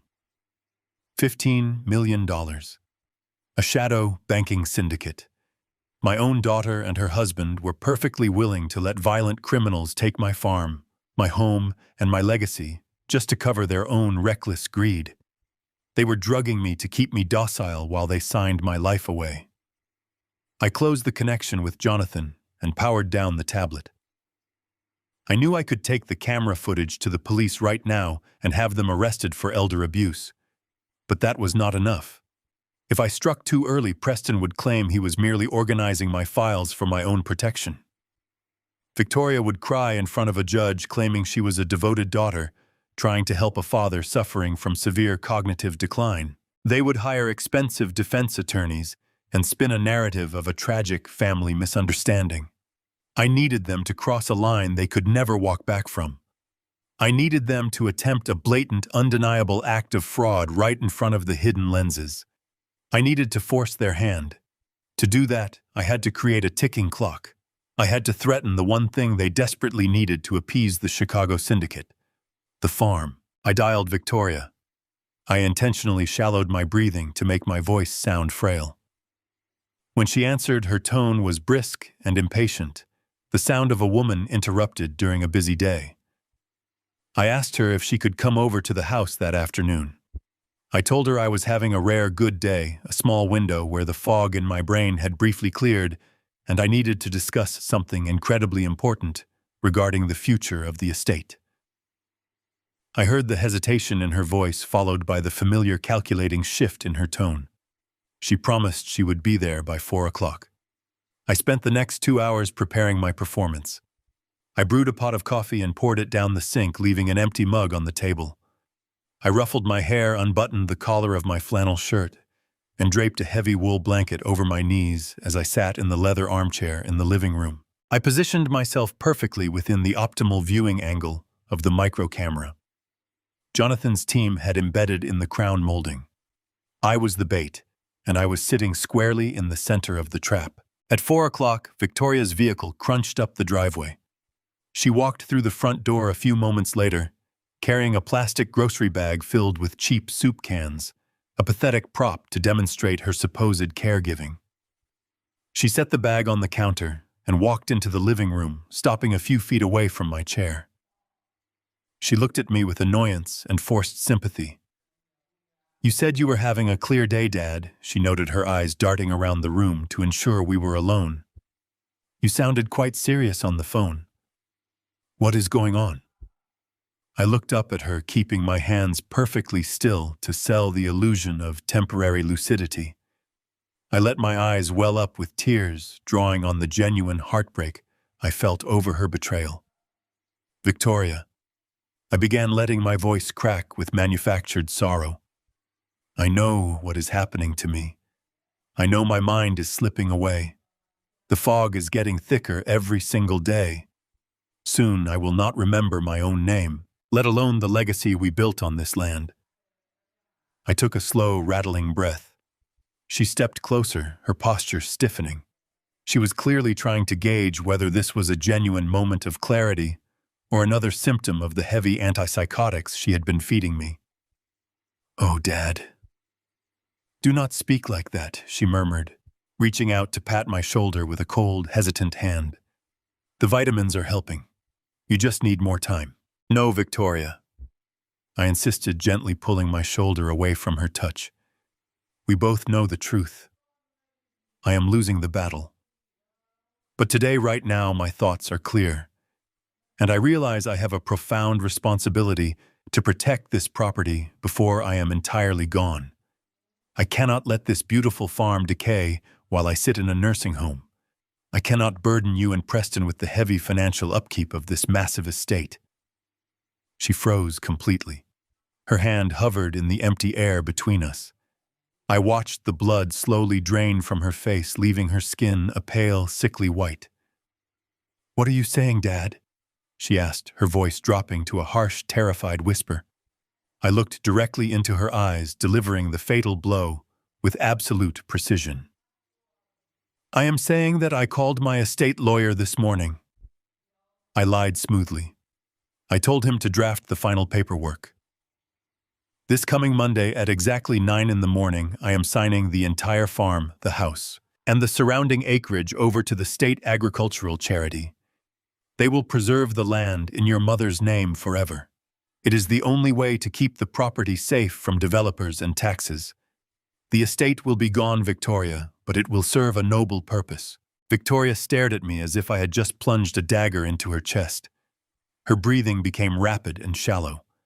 The meticulous, condescending mask she wore so flawlessly completely shattered. She needed this property to satisfy the violent syndicate breathing down her husband's neck. Without the farm as collateral, Preston was a dead man, and her lavish lifestyle would crumble. But Monday, she stammered, her eyes wide with unadulterated panic. "Dad, you cannot do that. You are not thinking clearly. You cannot just give away the family inheritance on a whim. Preston and I have plans for this place. You have to cancel that meeting." I shook my head slowly, letting a gentle, resigned smile touch my lips. "No, sweetheart," I whispered softly. "My mind is made up. The lawyer is filing the documents on Monday morning. Once my signature is on that paper, the transfer is irrevocable. It will be done." She took 2 steps backward, physically reeling from the absolute finality of my statement. Her hands began to shake with the very tremors she had been trying to artificially induce in me. She grabbed her purse from the sofa, unable to formulate a coherent sentence. "I have to go," she gasped, turning abruptly toward the hallway. "I will be right back." She practically sprinted out the front door, slamming it shut behind her. I listened to the frantic roar of her engine as she sped down the driveway.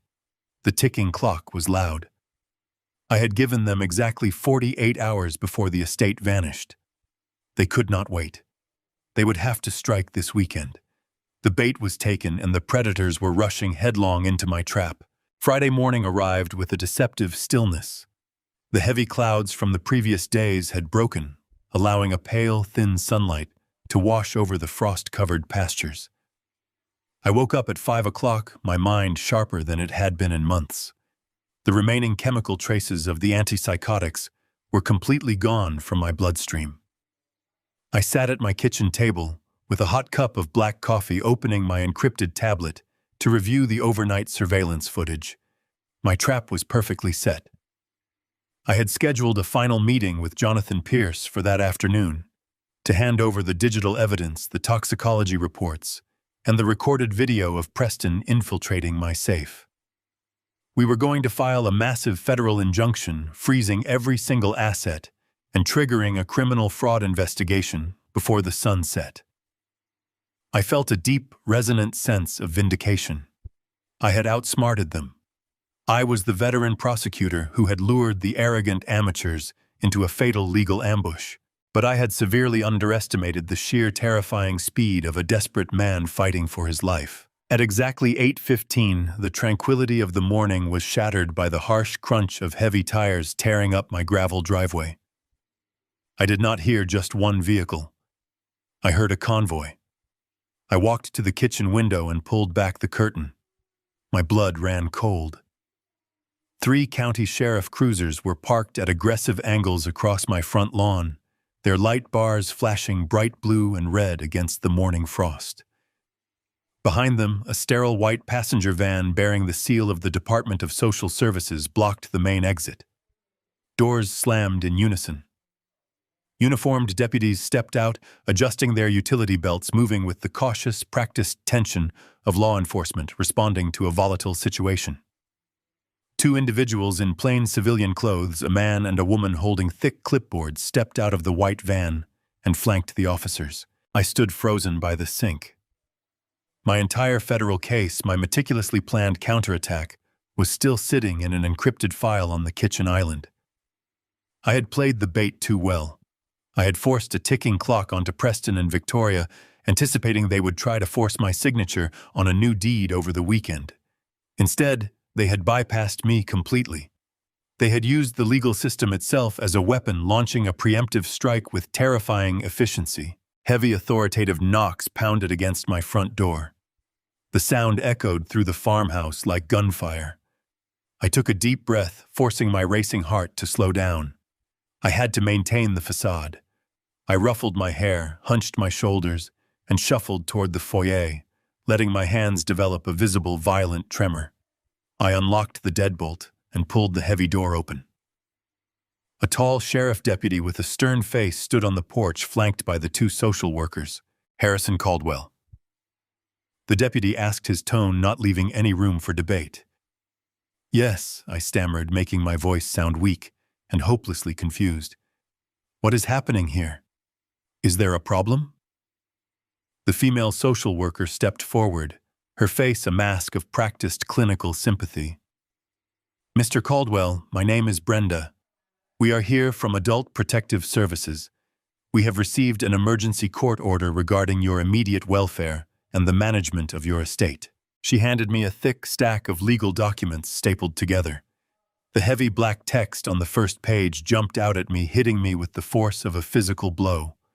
It was an emergency ex parte conservatorship order, signed and stamped by a county judge just hours ago. An ex parte order meant it had been filed and granted in secret without my knowledge, without my presence, and without giving me any opportunity to defend myself in a courtroom. It is a legal maneuver strictly reserved for the most extreme life-threatening cases of mental collapse. I stared at the paperwork, letting my hands shake so hard the pages rattled. "This cannot be right," I whispered, staring blindly at the deputy. "I am fine. I am perfectly fine. I just woke up to drink my coffee." "I am sorry, sir," the deputy said, his hand resting cautiously on his service belt. "But the judge has temporarily stripped you of your legal autonomy. You are no longer permitted to make financial or medical decisions for yourself, nor are you allowed to remain on this property unsupervised. We are here to escort you to a secure medical facility for a mandatory psychiatric evaluation." Before I could even formulate a response, another vehicle sped up the driveway. It was Preston's luxury sedan. He slammed on the brakes, throwing the car into park, and leapt out, rushing toward the porch with Victoria close behind him. Victoria was crying, clutching a tissue to her face, playing the role of the devastated, heartbroken daughter to absolute perfection. Preston rushed past the deputies, looking at me with a sickening display of profound sorrow. "Oh, Dad," Victoria sobbed, reaching out to grab my arm. "I am so sorry it had to come to this. We tried so hard to take care of you at home, but you are just slipping away too fast. We had to protect you from yourself." I looked at her, and then I looked down at the documents trembling in my hands. The attached exhibits told the entire horrifying story. Preston had not just used his shadow syndicate connections for loans. He had used them to purchase forged medical documentation. There were signed affidavits from 2 private out-of-state neurologists who had never even met me, testifying that I was suffering from aggressive late-stage chemical dementia. The documents perfectly detailed the exact symptoms the antipsychotic drugs had forced upon my body. The severe tremors, the lethargy, the violent outbursts of paranoia, the wandering into the freezing cold night. They had weaponized my own survival tactic against me. Every time I had faked a symptom to protect my investigation, I was inadvertently building their legal case for my own institutionalization. Victoria had recorded my late-night wanderings and my confused ramblings. She had presented them to the judge as tragic proof that I was entirely incapable of managing a multi-million-dollar estate. I had told her I was giving the farm to charity on Monday, and she had countered by legally erasing my existence on Friday morning. "Please, you have to listen to me," I begged, turning toward the social worker, dropping my voice into a desperate, panicked plea. "They are lying to you. They have been poisoning me." Brenda sighed, offering a sad, patronizing smile. "We know about the medication, Mr. Caldwell. Your daughter explained that you have been refusing your prescribed treatments and hiding your pills. That is why you are experiencing these severe paranoid delusions. It is a common symptom of your condition. We are just going to get you some help." Preston smirked triumphantly as the tall deputies escorted me outside toward the waiting van. I lowered my head, hiding a subtle smile. They had missed the hidden burner phone in my pocket. The cold morning air bit deeply through my thin cotton pajamas as the 2 heavily armed deputies guided me toward the back of the waiting transport van. Their grips on my arms were firm, but not overly aggressive. They genuinely believed they were handling a frail, demented old man, not a seasoned federal prosecutor. Before allowing me to step up into the massive vehicle, the taller deputy conducted a standard pat-down. He thoroughly checked my pockets and pulled out my standard smartphone and my heavy ring of house keys. He handed them directly to Brenda, the social worker, who solemnly placed them into a plastic evidence bag. They were officially confiscating my life. But the deputy did not check the deep interior pocket of my heavy wool cardigan.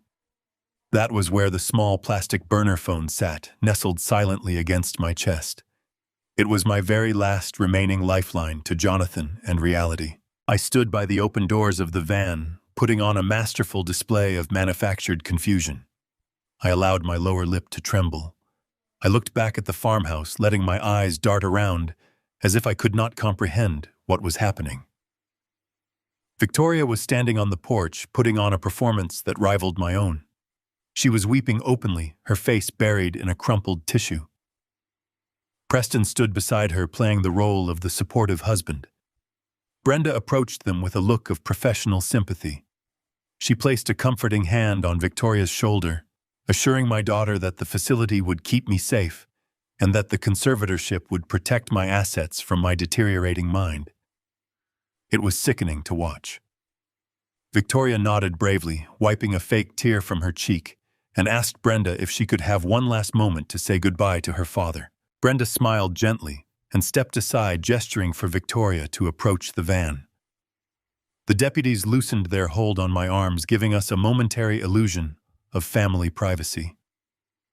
Victoria walked slowly down the wooden steps and crossed the gravel driveway. Her face was a portrait of absolute devastation to anyone watching from a distance. But as she drew closer, the sorrow in her eyes vanished, replaced by an icy, triumphant gleam. She stepped into my personal space, wrapping her arms tightly around my neck in what appeared to be a desperate, loving embrace. I let my head rest against her shoulder, playing the part of the bewildered patriarch. She pressed her mouth directly against my ear. Her breath was warm, but her voice was as cold as the frost covering my lawn. "Do not fight it, Dad," she whispered, the words slicing through the air like a razor blade. "You lost. We are in charge now. Just go quietly, and maybe I will put you in one of the nicer facilities." She pulled back, kissed me softly on the cheek, and let out another loud, dramatic sob for the benefit of the social workers. I looked at her, letting my hands shake, giving her the satisfaction of thinking I was terrified.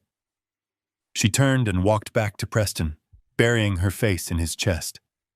The deputies gently guided me up the steps and into the back of the transport van. The heavy metal transport doors slammed shut securely behind me, plunging the compartment into a dim, sterile light. I heard the lock engage from the outside. The engine roared to life, and the van began to move slowly down the long dirt driveway, taking me away from the only home I had known for 30 years. I sat on the hard plastic bench, listening to the rhythmic hum of the tires on the asphalt. As the initial shock of the ambush began to fade, a dark, suffocating realization washed over me. The bitter irony of my situation was almost too profound to process. I closed my eyes and let my mind drift back exactly 25 years. During my prime years in the federal prosecutor office, I had been appointed to a special state commission tasked with rewriting the very conservatorship laws that were currently being used to strip me of my freedom. At the time, there had been an epidemic of financial predators targeting vulnerable seniors. I had spent countless long nights sitting at my mahogany desk, poring over legal precedents, drafting airtight statutes designed to freeze assets instantly when severe cognitive decline was proven. I was the one who wrote the specific emergency ex parte loophole. I had personally designed that strict legal mechanism to allow social services to bypass standard courtroom delays if two neurologists signed sworn affidavits proving an immediate threat to the vulnerable patient. I had championed that law. I had stood before the state legislature and argued passionately that this rapid intervention was the only way to save victims before their estates could be drained by scammers. It was widely considered my legal masterpiece, a shield for the defenseless. And now my own daughter had turned my masterpiece into a weapon, using the exact legal framework I had constructed to orchestrate the perfect crime. She had weaponized my own words, my own statutes, and my own legacy to lock me away. The people I was meant to protect were the ones currently driving me to a locked psychiatric ward. Her brilliant legal maneuver was undeniable, but it was built entirely on absolute fraud. The medical records were forged. The symptoms were chemically induced. The narrative was a complete fabrication. They had successfully weaponized the law against its creator. But they had made one fatal error. They assumed that by removing me from the farm and taking my primary cell phone, they had severed my ability to fight back. They thought the game was over. They did not know about the hidden cameras recording every inch of my study.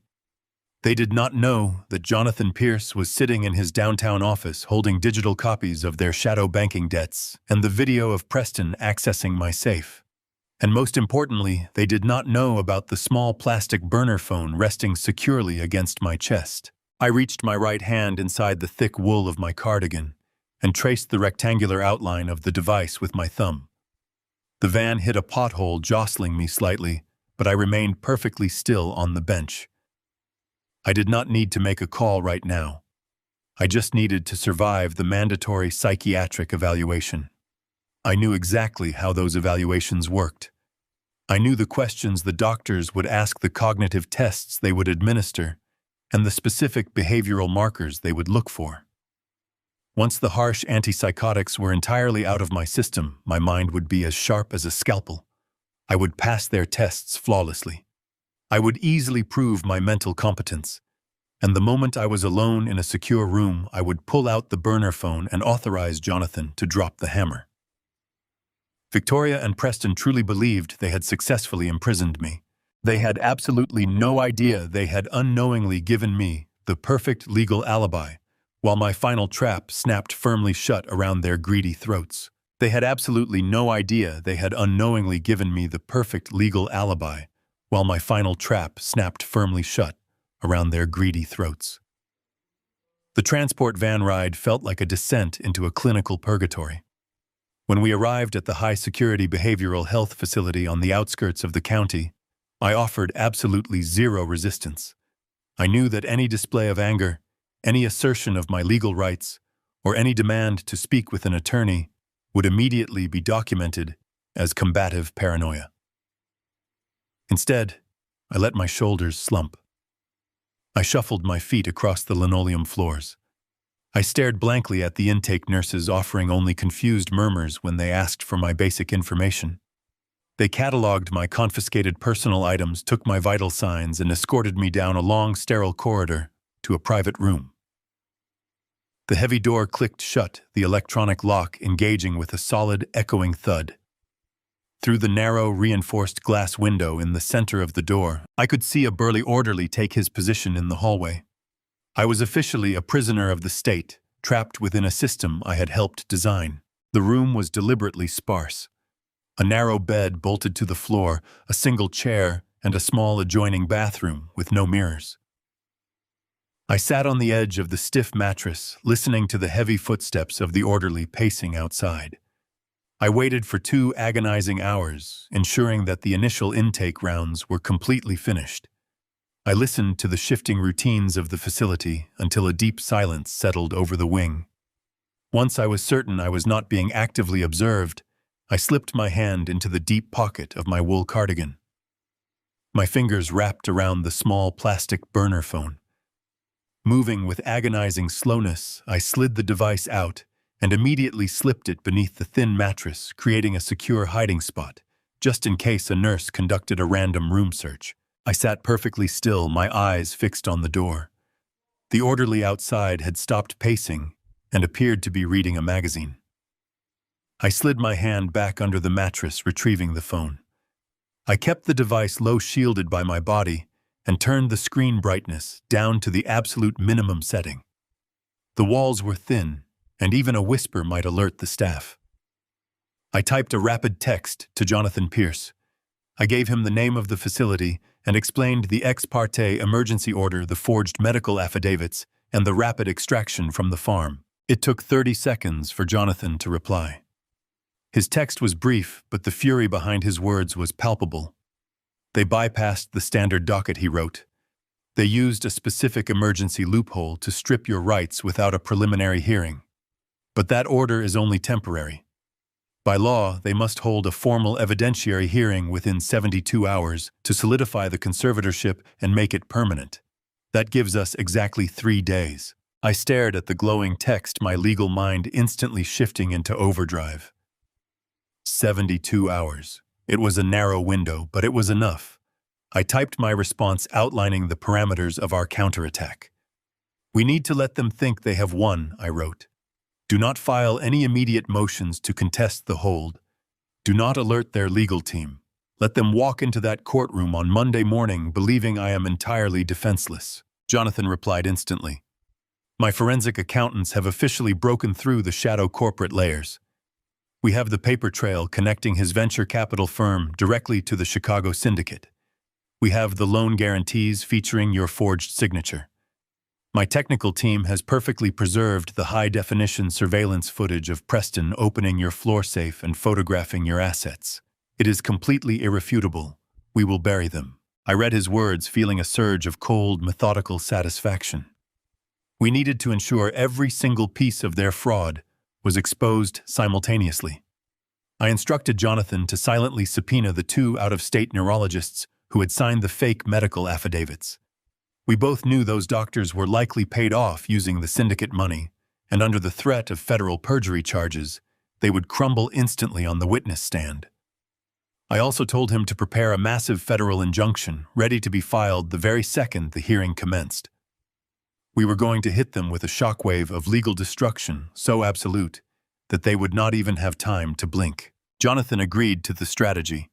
His final message contained a stark warning. You have to play your part flawlessly, Harrison. The doctors at that facility are going to evaluate you. They will try to provoke a reaction. Victoria will undoubtedly visit you to establish a record of your cognitive decline. You cannot break character. If they suspect for 1 second that your mind is sharp, they might panic and alert the syndicate to move on the farm before the hearing. I will be the perfect broken old man, I typed back. I will see you in court. I powered down the burner phone and slid it back into its hiding place deep inside the mattress. I lay back on the stiff bed, staring up at the sterile white ceiling tiles. The bitter irony of my situation washed over me again, but this time it did not feel like a defeat. It felt like a necessary crucible. I was a prisoner locked in a psychiatric ward, stripped of my identity, my property, and my freedom. But inside my mind, I was free, and I was holding a match to the powder keg they had built around themselves. The next 48 hours were an absolute test of my endurance and my acting abilities. I adopted a vacant, hollow stare. When the facility psychiatrists came to evaluate me, I answered their questions with slow, deliberate confusion. I mixed up dates. I claimed I did not know what city I was in. I asked for Diane. I let my hands tremble, and I refused to eat the bland cafeteria food, letting my physical appearance deteriorate to match the forged medical profile Victoria had created. The doctors took meticulous notes, nodding with practiced sympathy, entirely convinced that they were observing a tragic case of rapid-onset dementia. Victoria visited me on Sunday afternoon. She walked into my small room accompanied by an orderly carrying a bouquet of cheap flowers. She wore a solemn expression, but her eyes danced with absolute victory. She sat in the chair next to my bed, speaking to me as if I were a toddler. She told me not to worry about the farm, assuring me that Preston was handling all the paperwork to keep it safe. I looked at her, letting a thin trail of saliva escape the corner of my mouth, and murmured incoherently. She smiled a cold, reptilian stretch of her lips and patted my hand. She left the room convinced her inheritance was secured. She had no idea she had just walked into the final hours of her freedom. The trap was locked. Monday morning arrived with a cold and relentless drizzle. The facility staff woke me just before dawn to prepare for the transport to the county courthouse. A stern orderly handed me a plastic bag containing a change of clothes that Victoria had supposedly packed and sent over from the farmhouse. It was a calculated insult. Instead of one of my tailored suits, she had sent a faded plaid country shirt, a pair of worn denim trousers, and my scuffed leather work boots. She even included an old battered canvas hat I used for gardening. The intention was crystal clear. She wanted me to walk into that courtroom looking exactly like a confused, unkempt farmer who had completely lost his grip on reality and basic hygiene. I put the clothes on slowly, letting my hands tremble as I fumbled with the buttons on the shirt. I did not comb my hair. I allowed the gray stubble on my cheeks to remain untouched. When the transport deputies arrived to escort me, I shuffled my feet and kept my head bowed, clutching the worn hat tightly to my chest. I looked like a man who had already surrendered. The drive to the courthouse took 45 minutes. I sat in the back of the transport van, watching the city streets blur past through the wire mesh window. My mind was sharp, evaluating every possible angle of the upcoming legal confrontation. Jonathan and I had coordinated our moves perfectly the night before. I knew exactly what role I needed to play. The van pulled into the secure loading bay at the rear of the courthouse.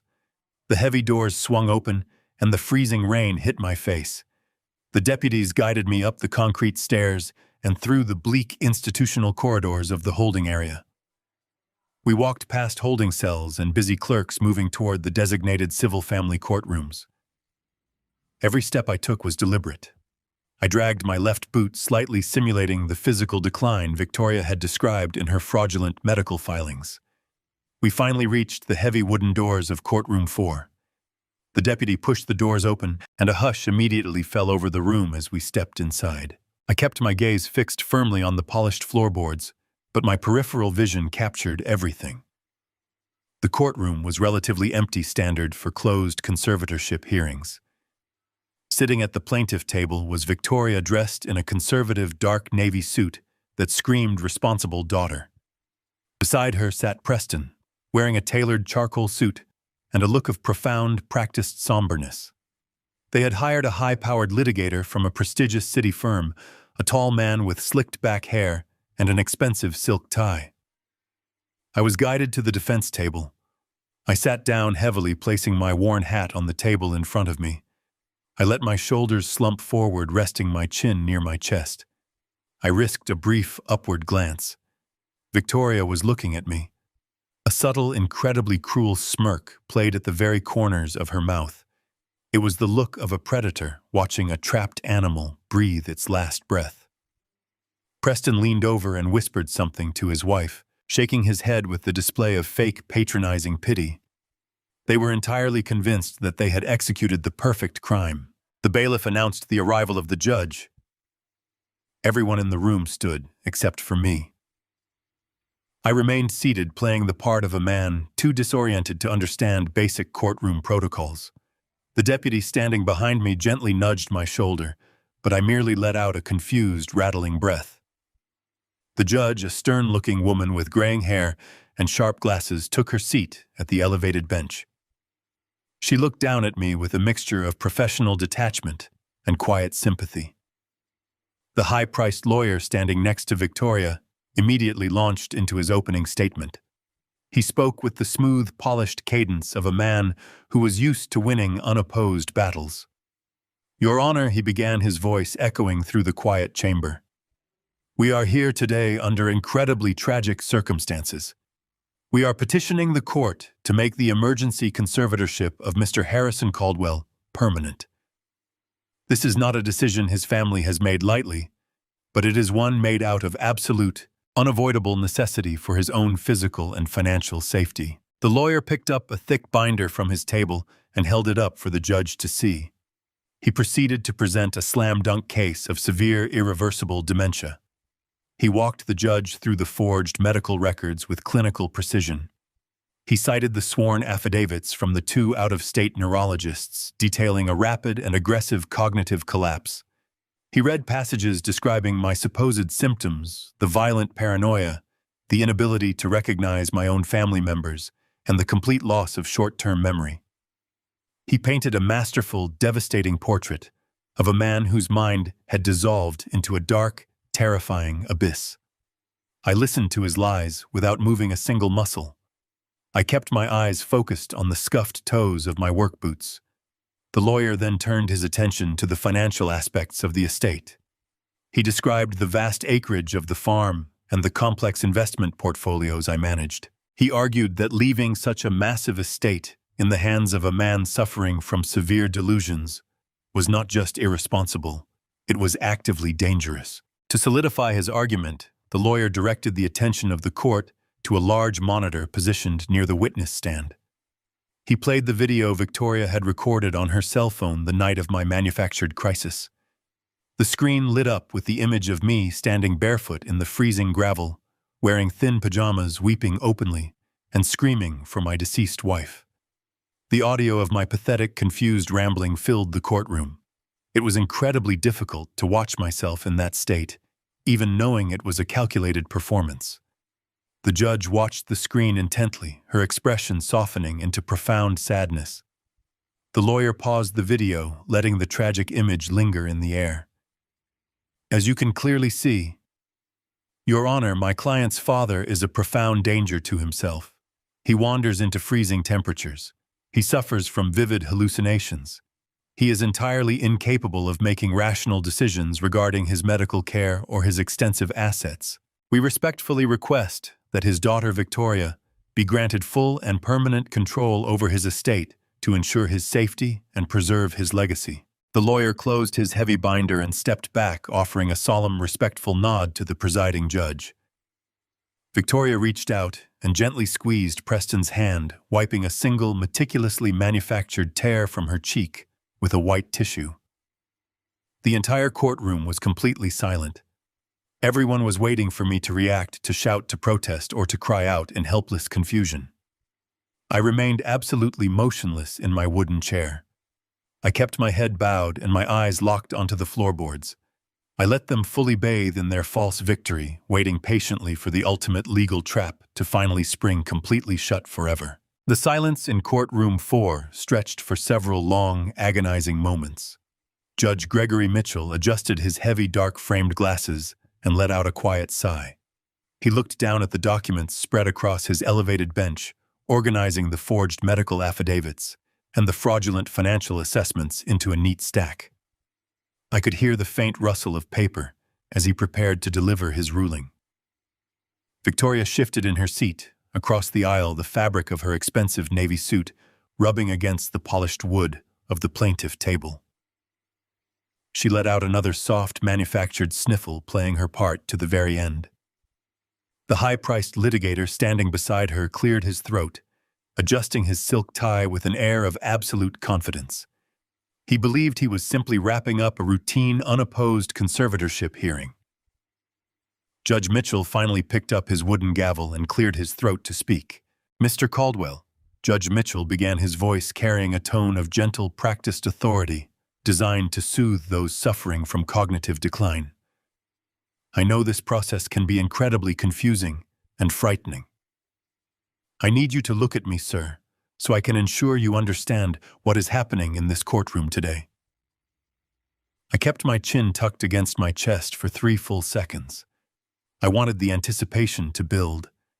I wanted Victoria and Preston to feel the absolute peak of their false triumph before I shattered it into a million pieces. Slowly, deliberately, I raised my head. I let the slumped curve of my spine straighten. I placed my hands flat on the defense table, stopping the fabricated tremors instantly. I lifted my gaze and locked my eyes directly onto the man sitting behind the elevated mahogany bench. The transformation in Judge Gregory Mitchell was instantaneous and violently dramatic. The moment his eyes connected with mine, the professional, sympathetic expression completely melted from his face. All the color drained rapidly from his cheeks, leaving his skin the shade of old parchment. The heavy wooden gavel slipped from his trembling fingers, hitting the sound block with a dull, hollow clatter that echoed sharply through the silent room. He physically recoiled in his high-backed leather chair, pressing his shoulders against the upholstery as if an electric shock had just traveled through his spine. He reached up with a shaking hand and removed his glasses, blinking rapidly as if trying to clear an impossible illusion from his vision. His mouth opened, but no sound came out. The entire courtroom froze, entirely confused by the sudden, terrifying shift in the presiding judge. "My God," Judge Mitchell whispered, his voice incredibly thin and breathless. carrying across the silent chamber without the need for a microphone. Is it really him? The slick litigator representing my daughter frowned in deep confusion. He stepped forward, raising his hands in a placating gesture. Your Honor, the lawyer asked, his smooth cadence faltering for the very first time. Is everything all right? Do we need to call a medical professional for the respondent? Judge Mitchell did not even acknowledge the lawyer. His eyes remained permanently fixed on my face, widening with a profound mixture of absolute shock, immense respect, and palpable fear. He was not looking at a broken, unkempt farmer wearing a plaid shirt and scuffed boots. He was looking directly into the past. He was looking at the ghost of the man who had forged his entire career. Yes, Gregory, I said. My voice was no longer frail or confused. It resonated through the courtroom with the deep, commanding baritone I had perfected over 30 years of prosecuting the most dangerous criminals in the state. It has been a very long time. The sound of my true voice hit Victoria like a physical blow. I heard her gasp sharply, a sudden ragged intake of air that betrayed her instant panic. Preston stiffened in his chair, his posture snapping rigid as the confident smirk was wiped completely off his face. The high-priced lawyer whipped his head back and forth between the judge and me, thoroughly bewildered by the sudden authority radiating from the man he had just spent 20 minutes painting as a helpless, delusional vegetable. He opened his mouth to object, but Judge Mitchell held up a trembling hand to silence him. You are Harrison Caldwell, Judge Mitchell stated, leaning forward over the bench, ignoring every standard protocol of courtroom decorum. You are the Harrison Caldwell. The lawyer practically jumped in his expensive shoes. Yes, Your Honor, the lawyer interjected, his voice rising in panic. That is the respondent. We have clearly established his identity and his severe cognitive deterioration in the medical filings. Judge Mitchell snapped his gaze toward the lawyer, his eyes burning with a sudden, intense fury. Shut your mouth, counselor, the judge barked, his voice echoing like thunder. You have absolutely no idea who is sitting at that defense table. 30 years ago, I was a struggling, desperate law intern. I made a terrible mistake that nearly ended my career before it even started. That man sitting right there stepped in, took me under his wing, and saved my professional life. The courtroom was suffocatingly quiet. Victoria was breathing in rapid, shallow pants, her hands gripping the edge of the plaintiff table so hard her knuckles turned a solid, bruised white. Preston was staring at me with wide, terrified eyes, finally realizing that the helpless old man he had been drugging was a meticulously crafted illusion. Judge Mitchell turned his attention back to me, his voice softening with profound reverence. He is the most ruthless, brilliant, and honorable federal prosecutor this state has ever seen, the judge continued, addressing the silent room, but speaking directly to my daughter's paralyzed attorney. He authored the very conservatorship statutes you are currently attempting to use in my courtroom today. He wrote the emergency ex parte provisions you filed on Friday morning. Are you seriously standing there telling me that the architect of this state's financial protection laws has lost his mind? The slick litigator took a step backward, his professional composure completely shattered. He looked down at his thick binder of forged records, and then looked at Victoria, his eyes demanding an explanation she was entirely incapable of giving. Your Honor, the lawyer stammered, his voice weak and unsure. We have sworn affidavits from 2 certified medical professionals. The judge slammed his hand flat against the wood of his desk. I do not care what papers you have in that binder, Judge Mitchell roared. I know the man sitting in front of me. I know his mind.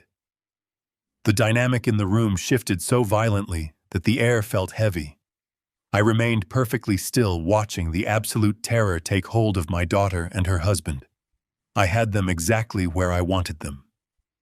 The stage was finally set for my ultimate revenge.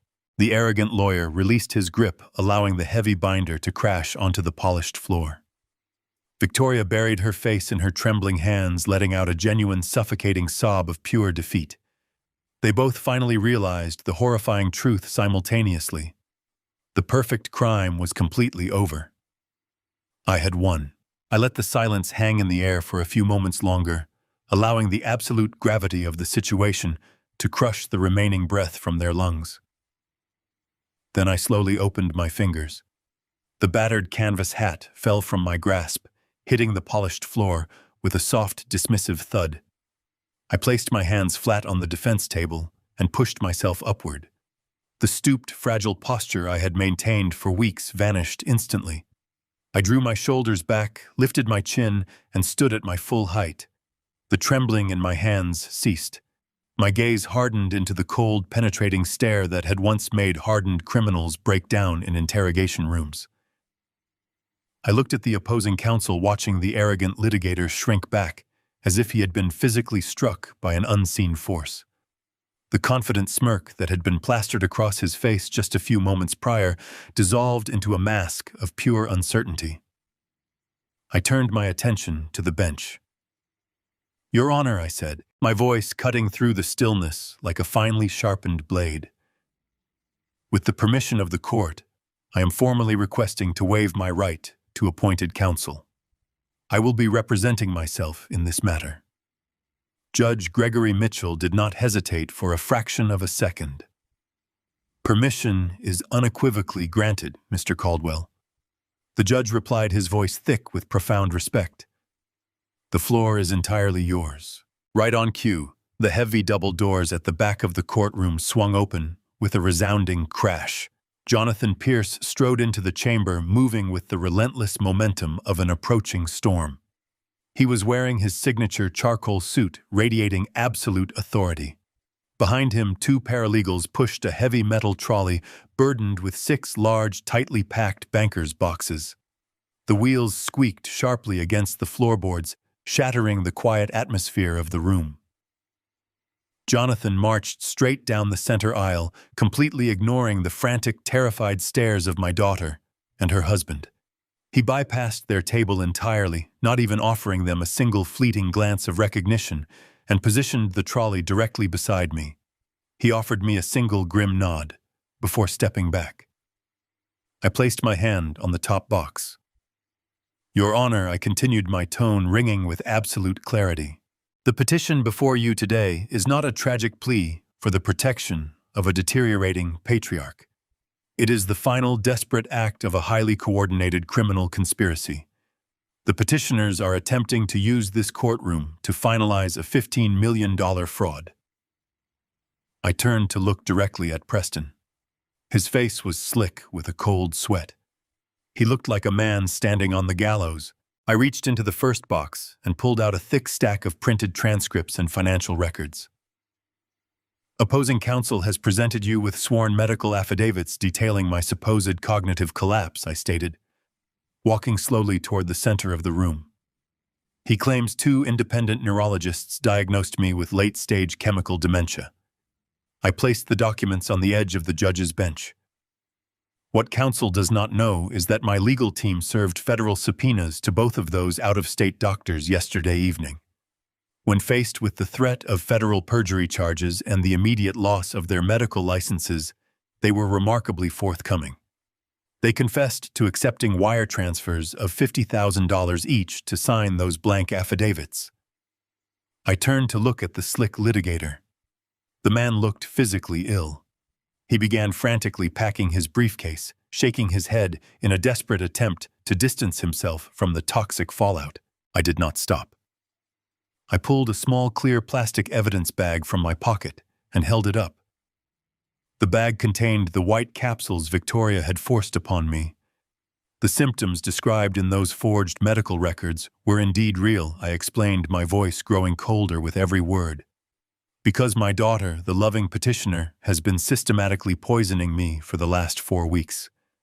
She replaced my daily vitamin supplements with a heavy, dangerous regimen of unprescribed antipsychotic medications designed to induce severe tremors, lethargy, and temporary paranoia.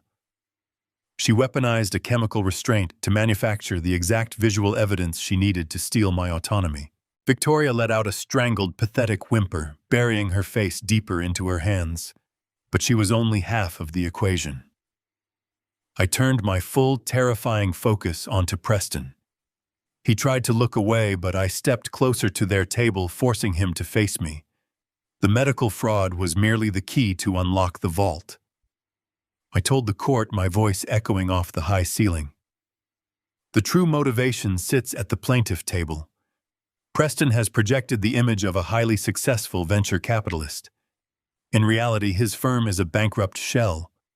He has not made a profitable investment in 4 years. He is currently $15 million in debt to an illicit shadow banking syndicate operating out of Chicago, a violent organization that does not accept apologies for late payments. I walked back to the trolley and pulled out a tablet, connecting it to the courtroom monitors. To save his own life, he needed collateral. He needed my farm, my acreage, and my financial portfolios. When he could not convince me to sign them over, he stole the key to my floor safe. The courtroom screens flickered to life.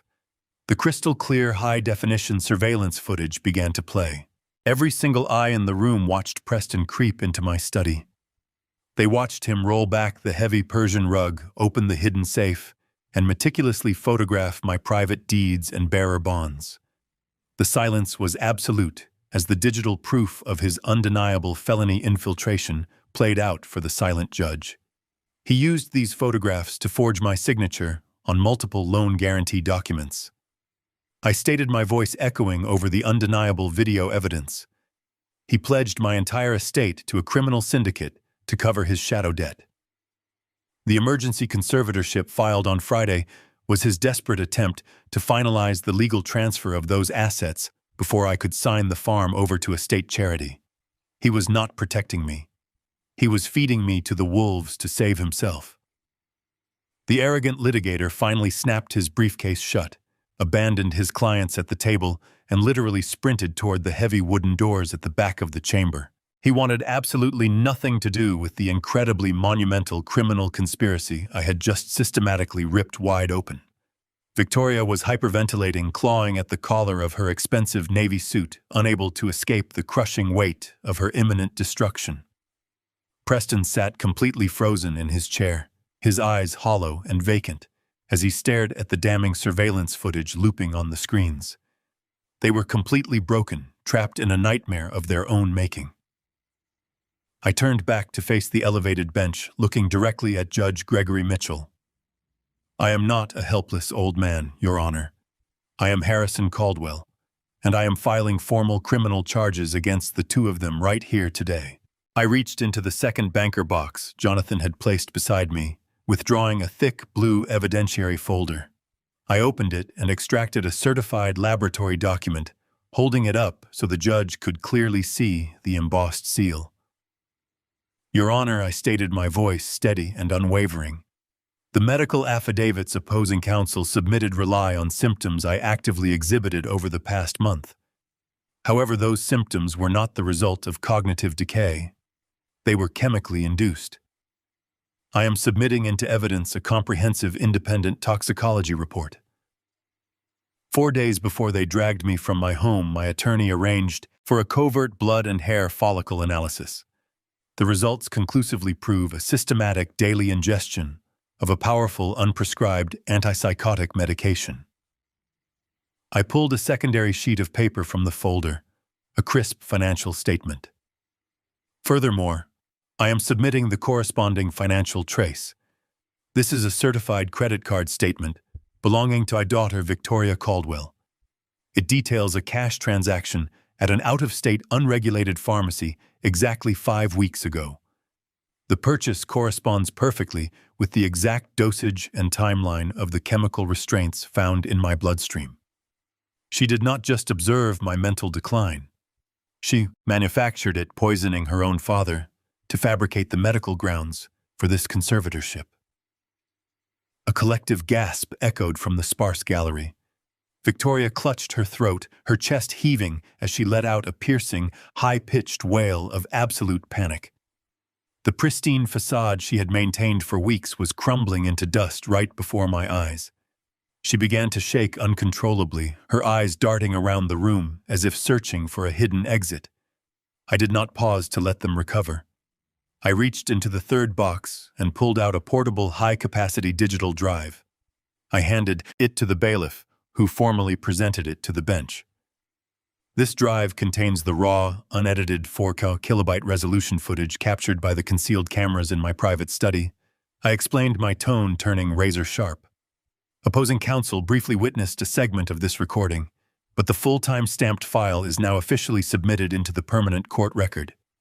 It shows Preston systematically bypassing my security measures. You can clearly observe him using specialized tools to crack the analog combination dial of my floor safe. The visual clarity is so absolute that you can read the serial numbers on the bearer bonds he is photographing. Preston was trembling violently. The tailored charcoal suit he wore now looked entirely too large for his shrinking frame. He opened his mouth, stammering nonsensical syllables, desperately searching for a lie that could possibly explain away the crystal-clear digital proof of his burglary. But there was no explanation. He had been caught red-handed invading my inner sanctum, stealing the very financial instruments he was meant to protect. His hands gripped the edge of the table, his knuckles turning a stark, bruised white under the immense pressure of the terrifying moment before Preston could form a coherent sentence. I pulled the final, most devastating piece of evidence from the boxes. I slammed a heavy stack of forensic accounting audits onto the defense table. The sound cracked like a gunshot in the silent courtroom. The burglary was not an isolated incident, I announced to the paralyzed room. I am submitting the complete, unredacted financial trace of Preston's venture capital firm. These documents, verified by 3 independent forensic auditors, expose a massive hidden shadow debt. He owes $15 million to an illicit syndicate, a debt that has been accumulating compounding interest for 4 years. I held up a series of legal contracts, their pages marked with bright red evidentiary tags. To satisfy the demands of his violent creditors, Preston needed collateral. He needed my farm, my liquid assets, and my entire estate. I am submitting these loan guarantee documents, which feature my forged signature. Preston utilized the photographs he took from my safe to construct a perfect replica of my legal authorization. He pledged everything I have worked my entire life to build, to cover his own reckless criminal gambling. The emergency ex parte order they filed on Friday was their absolute last resort to finalize the legal transfer of my estate before the syndicate tore them apart. They needed me declared legally incompetent, so I could not contest the fraudulent transfers that were scheduled to execute this very afternoon. Judge Gregory Mitchell stared at the mountain of undeniable proof before him. His expression hardened from profound shock into a mask of pure, righteous, judicial fury. He looked down at the plaintiff table, his eyes burning with a contempt so deep it seemed to lower the temperature in the room. Victoria was screaming now, a continuous hysterical string of denials and frantic apologies that completely drowned out the steady rhythm of the rain hitting the courtroom windows. She clawed at her husband's arm, begging him to fix the unfixable disaster they had walked directly into. Her perfectly styled hair was a disheveled mess, her expensive suit wrinkled as she thrashed against the reality of her impending incarceration. She looked exactly like the terrified, trapped animal she had believed me to be just minutes prior. Preston did not look at his wife. He looked at the heavy wooden doors at the back of the courtroom. The primal animalistic instinct to survive suddenly overrode any remaining shred of rational thought in his mind. He forcefully shoved Victoria away, knocking her chair backward with a violent, uncaring thrust. She spilled onto the polished floorboards in a tangle of navy fabric and terrified sobs, her hands reaching out into the empty air. Preston lunged forward, scrambling over the plaintiff table and bolting down the center aisle toward the exit.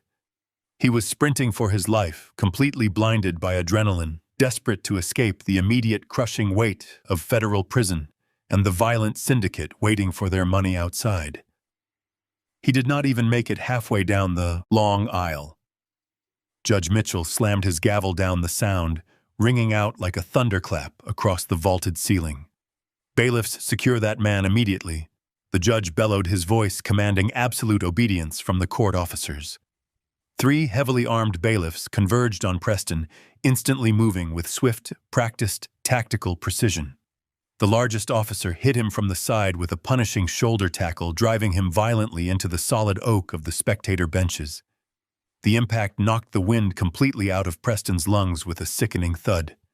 He hit the polished floorboards hard, thrashing and kicking wildly in blind, pathetic panic. But the officers were utterly relentless. They pinned his arms painfully behind his back, pressing his cheek roughly against the cold floor. The sharp, unmistakable ratcheting sound of steel handcuffs engaging echoed loudly through the chamber, finalizing his absolute, inescapable ruin. The trap had not just closed, it had completely crushed them.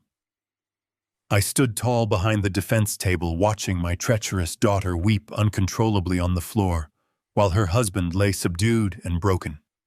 The law I had spent my entire life defending had finally delivered its ultimate merciless judgment upon the architects of my absolute suffering. Judge Gregory Mitchell did not hesitate for a single second. The silence in the courtroom was so profound that I could hear the rain lashing against the tall glass windows, washing away the tension that had suffocated me for weeks. He looked down at the prosecuting attorney, who was still trying to subtly slide his expensive briefcase toward the center aisle, desperate to distance himself from the toxic radiation of his clients. Judge Mitchell raised his hand, pointing a stern finger directly at the bench. He announced that the emergency ex parte conservatorship was hereby entirely revoked, declared null and void from the very moment of its fraudulent inception. He stated that the court recognized me as being in complete possession of my mental faculties, my autonomy, and my legal rights. But he did not stop there. He commanded the remaining bailiffs to secure the doors and immediately issued bench warrants for the arrest of both Victoria Caldwell and Preston Caldwell. The charges he listed echoed through the chamber like a requiem: severe elder abuse, willful and premeditated fraud, forgery of financial instruments, and most damning of all, the attempted poisoning and chemical imprisonment of a vulnerable senior citizen. The judge ordered the district attorney to freeze every single asset connected to Preston and his shell venture capital firm. The trap I had laid in the dark of my psychiatric room had fully sprung, catching them completely off guard. The courtroom erupted into a flurry of chaotic, desperate motion. Additional deputies flooded through the double doors, responding to the judge and his immediate call for backup. Two officers hauled Preston up from the polished floorboards, dragging him by his handcuffed arms as he continued to thrash and sputter incoherent pleas. His expensive charcoal suit was torn at the shoulder, covered in courtroom dust, perfectly matching the ruined state of his life.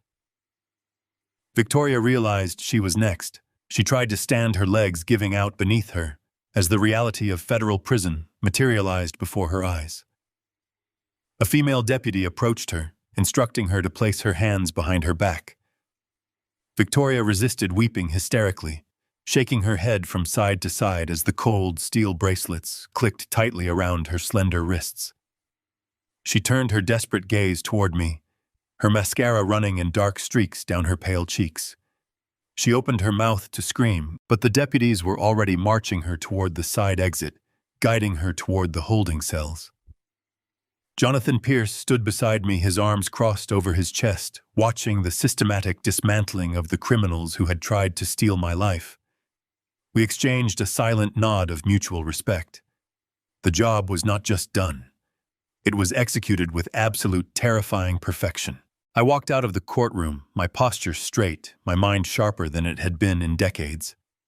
The heavy wooden doors swung shut behind me, muting the chaotic noise of the chamber. The corridor was cold and sterile, lined with marble walls and flickering fluorescent lights. I saw the deputies escorting Victoria toward the main transport elevator. When she saw me step into the hallway, a new wave of frantic energy overtook her. She fought against the grip of the officers, using all her remaining strength to pull away from them. She threw her body forward, dropping heavily to her knees on the hard marble floor, directly in my path. The deputies tried to pull her up, but she went entirely limp, wrapping her handcuffed arms around my scuffed leather work boots. She sobbed, a loud guttural sound of sheer panic and complete defeat. Dad! Please, she screamed, her voice echoing down the long, empty corridor. You have to stop this. You cannot let them take me away. I am your daughter. I am your blood. Please, I am begging you. I looked down at the woman weeping at my feet. I saw the same face I had kissed when she was a child, the same eyes that had smiled at me across the dinner table for 30 years. But I also saw the monster who had slipped unprescribed antipsychotic pills into my evening tea. I saw the predator who had whispered cruel, triumphant words into my ear as I was loaded into the back of a psychiatric transport van. I felt absolutely no pity. My heart was a stone fortress completely impervious to the tears of a traitor. I did not bend down to comfort her. I did not raise my voice. I spoke with a quiet, lethal calm that cut straight through her hysterical wails. You bled that out of yourself the day you put poison in my cup. I said, my voice steady and devoid of any human emotion. I stepped backward, pulling my scuffed boots entirely out of her grasp. I turned my back on her and walked away down the corridor, the rhythmic thud of my boots echoing against the marble. I did not look back, not even once as her screams faded behind the heavy steel doors of the transport elevator. The justice system moved with remarkable speed when motivated by undeniable high-definition evidence and the righteous anger of a furious judge. Within 6 months, the legal proceedings concluded with devastating finality. Preston Caldwell was found guilty on multiple federal charges of wire fraud, grand larceny, and conspiracy. The shadow banking syndicate he was indebted to was simultaneously dismantled by federal authorities using the forensic accounting trails Jonathan Pierce had painstakingly provided. Preston was sentenced to 15 consecutive years in a maximum security federal penitentiary. He lost his firm, his reputation, and his freedom, trading his tailored suits for a uniform of standard institutional orange. Victoria faced an equally severe reckoning. The medical fraud and elder abuse charges stripped her of her pristine social standing and her accumulated wealth. She lost her license to practice any form of business management in the state. She was handed a lengthy sentence in a state correctional facility entirely isolated from the luxury and privilege she had betrayed her own father to secure. Their greed had been their absolute undoing, a poison far more potent than anything they had slipped into my drink. With my enemies behind bars, I returned to the sanctuary of my farm. I worked closely with Jonathan Pierce to successfully establish a massive bulletproof legal trust. I transferred the vast majority of my financial portfolio and the deed to the farm into this protected entity. It was specifically designed to fund legal defenses and protective services for vulnerable senior citizens who found themselves trapped in abusive conservatorships. I ensured that the exact laws I had written would never again be weaponized against the innocent. It was a crisp morning in early November. The sun was just beginning to rise over the rolling hills of the property, casting long golden shadows across the frost-covered grass. I walked out onto the wooden planks of my back porch. I held a steaming mug of black coffee in my hand. The farm was completely quiet save for the chirping of the morning birds. I stood there alone, breathing in the crisp air finally and completely at peace. Betrayal often wears the familiar face of those we trust the most, hiding greed behind a manufactured mask of false concern. We spend our lives building a legacy to protect our children, only to realize that true security does not lie in the vast wealth we accumulate, but in the strict boundaries we have the courage to enforce. Forgiveness is a virtue, but absolute accountability is a necessity. Never mistake a person's quiet patience for weakness. An old lion may rest in the shade, but his teeth remain sharp, and the truth will always burn away the shadows of deceit.